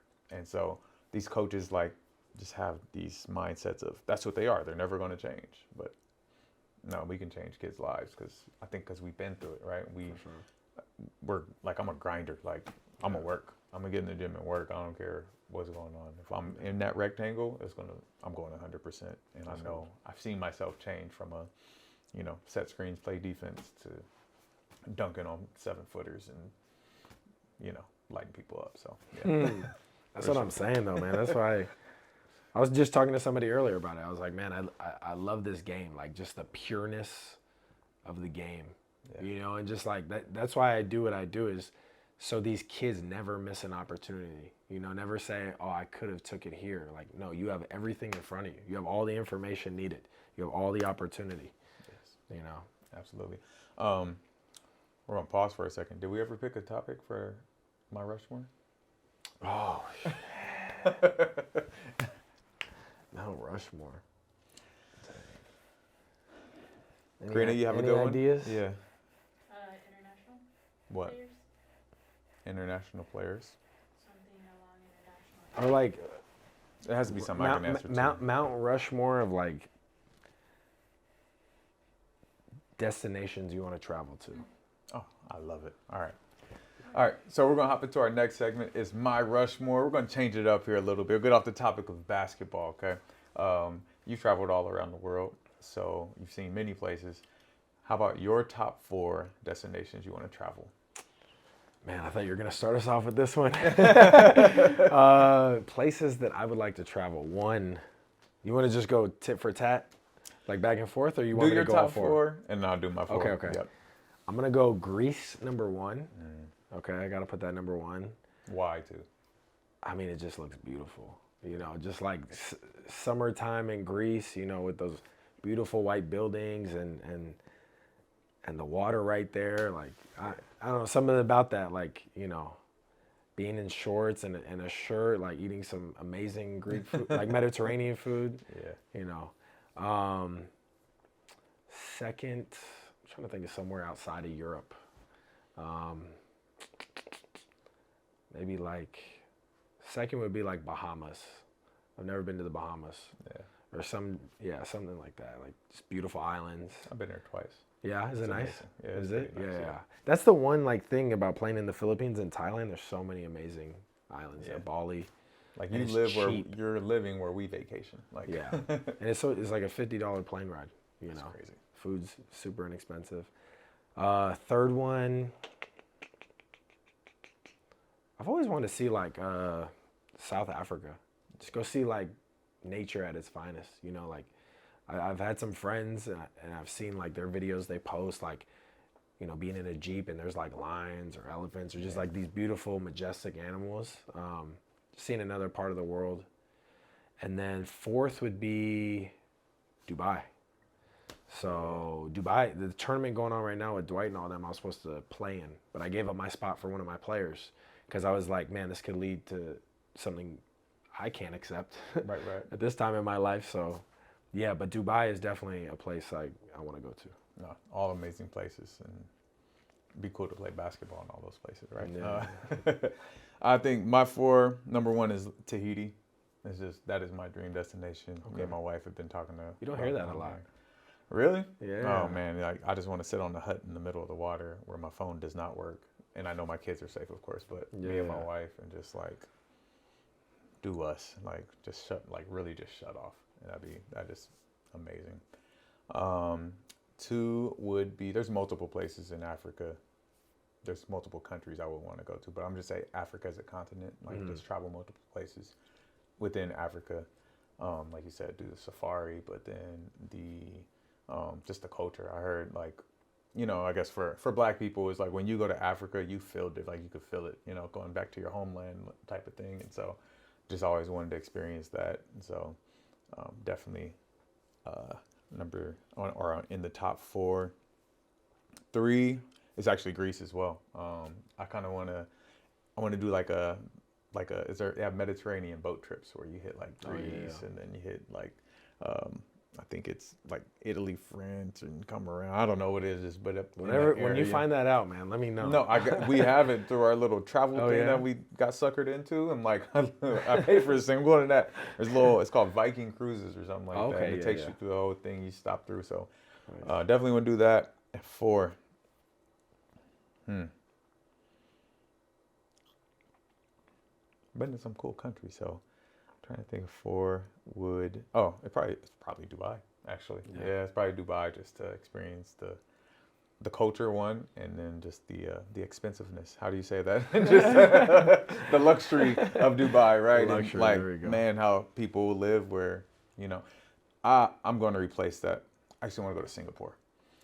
Singapore's nice. Yeah, one of my friends traveled there, and they're like, it's like Vegas but clean and Because they're so high-end. strict, though. Yeah, you can't chew gum. Yeah. Like crazy. But I experienced that for a little bit. I can follow rules for a little bit, but just they said the way it looks and feels though is just For sure. amazing. So It is. definitely. So next segment is called Fix the Net. Okay, a misconception about you that you want to clear it up, or a misconception about basketball that you want to make clear, and let us know. And then Misconception. I might go with that. I think kind of what we touched upon earlier, how we were talking about, like how sometimes trainers act like there's a scarcity of players, and just having that abundance mindset. I feel like, especially out here in Santa Clarita, because of how much we've grown and things like that, sometimes coaches, even high school coaches are like worried, oh, they're going to take my player, or they're going to make him transfer, things like that. And just when they feel like that, then they, almost talk down. And I feel like there's just too much gossip back and forth in front of kids about other coaches type of thing, And I feel like I meet kids all the time out here, because it's 250,000 people out here. Yeah. And there's, new kids coming all the time. People will meet me all the time and be like, wow, you're nothing like I heard. Something like that. what did they hear about yeah. you? Yeah, right? So I think like that's like the biggest thing. Like if I was ever to like talk in front of people and clear things up, like, I hope they would listen to like a podcast like this where it goes straight through, so they could hear like how genuine I actually am. Because it's not fake. Like this is my life. These are like lessons I've learned through my life. This is like, I have a family. I'm trying to teach my son this. These aren't just like words I post in an Instagram caption. And you can follow it all up with YouTube and Google. Like the things you said are true about your. Yeah. Well, and especially like, and then I feel like people will see like, when I do say crazy things about my players, they see how much I care about them, like how much blood, sweat, and tears go behind it. Like literally, like I'm brought to tears sometimes. Like I saw one of my players I haven't seen in years went out to Antelope Valley, watch his game a few weeks ago, and I was like crying for like I don't even cry. You know, I like cried for the next like 3 days. Wow. And I'm like a hard shell, like no emotion, like no sad emotion type person. Yeah. And I didn't even understand at first, but it was just like, man, I was just so proud of him. And it was just like, for me, a moment where I came to a realization. I was like sad, like, dang, these are one of my original players, you know, and like, it just goes by so fast. And then I had like one of my other players, my younger players, like Jason, sitting in my car the next day. You know, we went to the park. It was like way too windy and rainy. We were like, all right, let's go to LA Fit, you know. And then so we go to LA Fitness, and you know, we're just catching up because I haven't seen him in 2 months. I was in the Philippines, and then I was just sitting there, you know, and it just made me flash back to Andrew, and then like Chris, and then like, you know, Chris like coaches with me now. He's like my right-hand man. Wow. And it's just like, man, it just goes by so fast with these guys, you know, and you build these relationships, and you really like have an opportunity to change your life. And there's really pressure in that. Like people don't realize. They think like, oh, you get paid to do this type of thing. Right. And it's like, no, when you love it and you care, it's like, sometimes it means more to us than it does them, you know, at first. And it's like, if my player doesn't make it to a certain level, you know, and I know they gave everything, or one of my players gets hurt, like, man, it breaks my heart, you know. And I think that's the biggest misconception, is just like, you know, don't always listen to what you hear, you know, like meet the person and judge for yourself type of thing. You know, judge through their work, judge through their actions, you know, that you see with your own 2 eyes. Love that. Go ahead and fix the net. Buckets. Love it, man. Thank you. That's awesome. I think that goes for a lot of us in this game, is that see who we really are. Come and meet me. If you heard something about me, come find out if it's true. I love that. So this is your show now. I am the interviewee. Uh-oh. 2 questions for me. Could be anything in the world. Oh, 2 questions. Dang, I had a good one earlier. Okay, if you were to have a starting 5 of past or present core prep players, who would your starting 5 be? Okay, it's actually kind of easy for me. And this is to play what, like just while they're in core, or who they are now? I would say them in high school. Them coming out of core in high school. Easy. Coming out of core in high school, Johnny Duzang. He started the program, and he's at the highest level, you know, on a 2-way with the Utah Jazz. So just who he is as a person, as a player, work ethic, like he was literally what embodied what core was. His dad helped me literally start the program. And so just a respect for him and of the work he's put in and his growth. Sky Clark, who may be my favorite player ever. I don't care. I tell people, Sky Clark, like talking about somebody who works and who's a pro mindset and his ability on the court. And then the consciousness of who he is, like just as a person, man. Still one of the toughest sophomore mixtapes ever. Don't care what anybody says. Go look it up. It is crazy. I say it all the time. Sky's sophomore year, averaged 25, 7, and 7, Jeez. and shot 68% from the field and 50% from 3. Like literally just went 31 and 3 that year with it. Like crazy, man. Just some of the. Where was he at? At Heritage. At He was Heritage, at Heritage during the time, and then that's when he left to Tennessee. It was right before he left. Yeah. Craziest year, and then the stuff he was doing, it's just like, what is happening, man? So definitely Sky. Elijah, he's in school now, but he is. Oh my gosh. Yeah, Elijah Arenas. Just his talent, ability, who he is as a young man, his work ethic and maturity, man. The kid, he, you know, you think just being an NBA kid is like, oh, you got to hand it to you, man. It's not like that. There's so much more on you. And he's just persevered, man. Like, literally just persevered so much already in his young little 16-year-old life. But his development and where he's going, you know, and his mindset about it is so mature. So, high school. So who is that? You got your 1. You got your 2 and your 3. Yeah, so I'm positionless basketball. That's perfect. That's I'm perfect, positionless man. basketball the way we're going. That's ooh, man. I'm gonna have to go Dusty Stromer. Oh, Next. Dusty went to the core. Yeah, I'm gonna have to go Dusty, man. He's playing a lot at Gonzaga right now too. There you go. And coming out in high school, like his 4-year career, 3 years at Notre Dame, he was there but didn't play the COVID year. Just ridiculous, man. And his growth, his defensive ability, which people sleep on, and this is who he is, man. He's the most like kind person in the world, like just kind, man. And so I love when kids with high character do well in basketball. It shows you how much further you can go with it. And so the ability to shoot, dunk on you, kind of just do a little bit of everything. Woo, this fifth one is tough. Damn, that's like an all-star lineup right there. I know, and that's the crazy, like this fifth one. Those four are kind of easy for me. Yeah. I'm not gonna lie. Those four. This fifth one, there's so many. I'm gonna have to name people, and I'll come back to it because I got Mike, just freaking ridiculous basketball wise, and ZZ Clark, who's he's playing at a prep school right now, so you don't see what he's doing as much as you do as a high school kid, but he was ridiculous right now.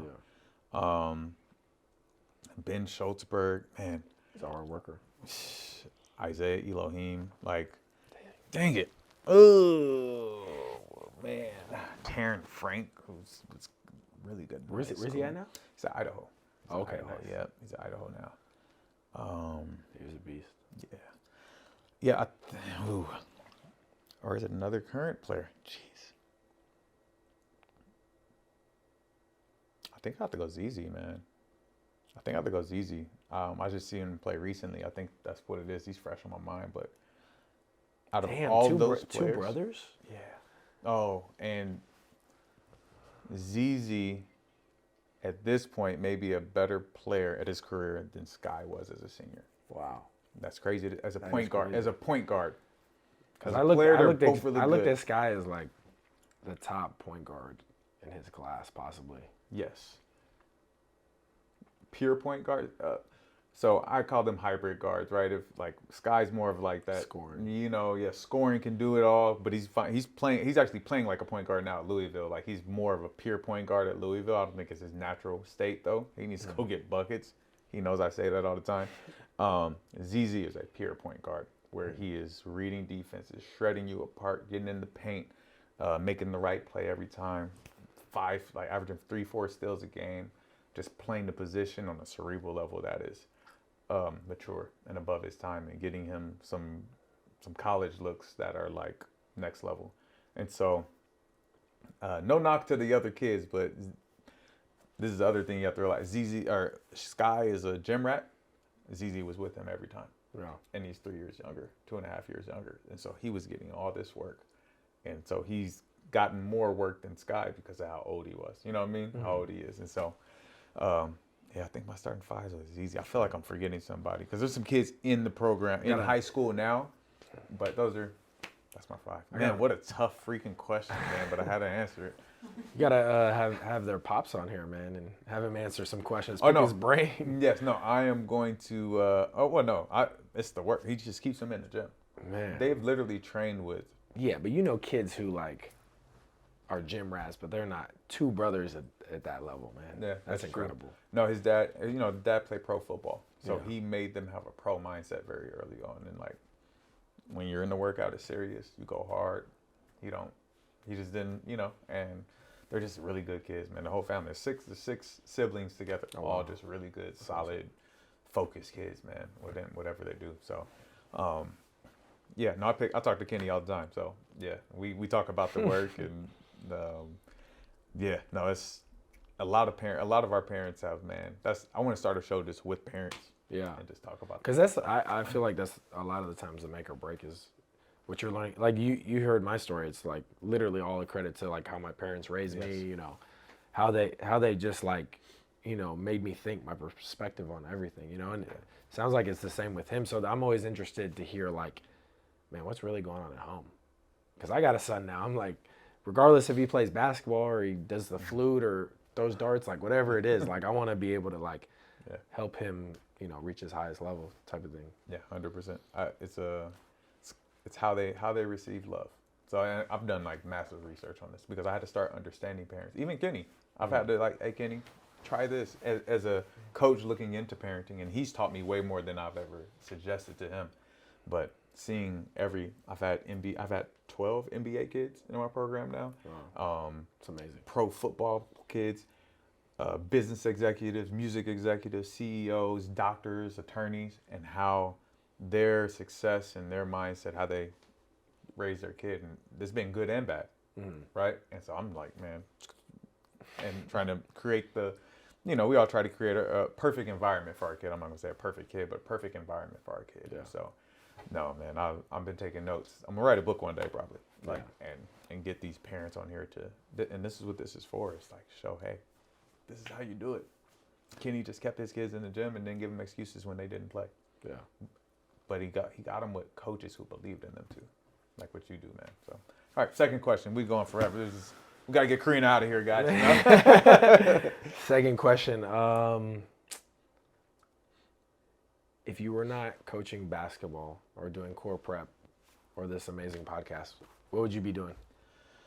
I would be a life coach, helping people get to their goals. That's what I do. I make blueprints for people's lives and help them get to where they want to be and speak life and give them the plan. And I'll probably do a lot of marriage counseling. So me and my wife do a lot of marriage counseling now. I'm a wedding. I've done 9 weddings and I love love. I love marriage. I love relationships. And so really invested into that kind of thing. And I just feel like, I don't know, I'm this weird kind of tough love for people who are trying to figure their life out. And I'm really, really mean, but it's all in love as Karina looks at me crazy. But she can tell you like, hey, you tell me what you want to do. I'm gonna show you how to get there. Cause I did it. Yeah. I willed my way and had faith. It's God, I'm not gonna say me, but I just had the faith and I acted in my faith to get in the gym with LeBron James. Like I had a dream about it and I made it happen. That's awesome. You're not gonna, I want to be in the NBA. No, I can't be a player, but I literally train NBA guys every summer and they say what's up. I promise, I don't know, LeBron, you can confirm this. I went to the game the other day and I'm sitting like 5-6 rows up. Thank you for the tickets, Chris Wong. 5 rows up and I'm sitting behind the Lakers bench. 100%. LeBron looks up and he's like, gives me the head nod. I'm like, he saw me. Like those moments, like, like I'm like, who else is he saying what's up to? Like it had to be me, right? I had to feel, and he's looking there at me. So, it's like those moments, like, yeah, I made it. I'm in the league. That's yeah. That's how I felt this summer with Kyrie, because I play with him during the off season. I just got lucky to get invited because I had a good Drew League game, and they invited me right after the Drew, and you know, I guess I impressed him. I was the only like non-NBA guy the entire summer, you know, and then so they invited me back this last off season, all spring.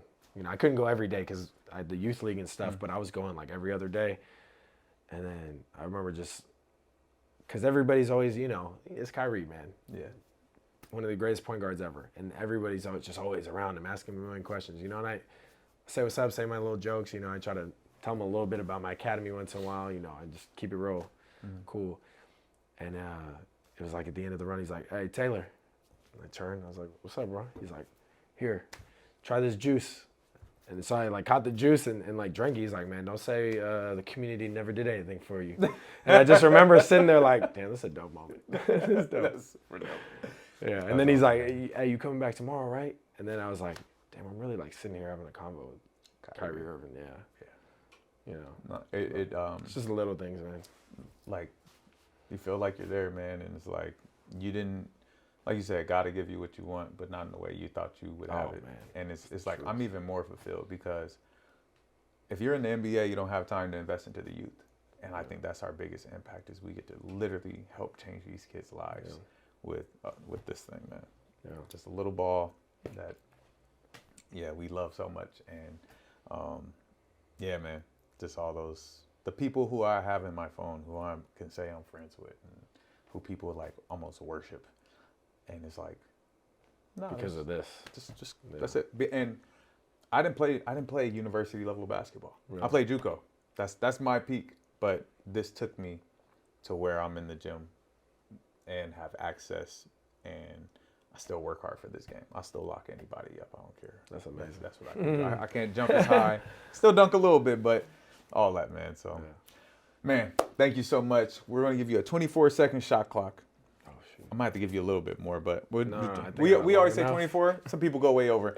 That's your camera right there. Let the people know where to find you and all that you something you have coming up, or just an inspirational word for them. So, yeah. You can find me on Instagram, at Facebook, any of that, at Statham Academy, STATHAM Academy. I have a website, stathamacademy.com. Summer camps throughout the whole summer, youth league in the spring and fall, creators, year-round travel ball, and I train 7 days a week. And word of advice, I mean, there's so many great things to say, but if I could leave kids with like one thing, it would just be to really dial in on themselves, and not be afraid to take a hard look in the mirror and just have these honest conversations with themselves, and have people around them that keep them accountable and make them do things that they don't want to do in order to be successful. Meaning like, getting up early, staying disciplined in their routine, coming up with a routine, and just find people who know a lot more than you. Be around people like Todd, who are just a lot smarter than you are and knows what it takes to get where you want to. And when you're there, it's going to be rough. It's not going to be anything like you thought, but as long as you stick to it, all your dreams can come true. You guys heard it here first, or maybe second. I don't know. Man, thank you. Appreciate you, bro. Yes, sir. That's all we have for you today, folks. We'll see you next time. Peace.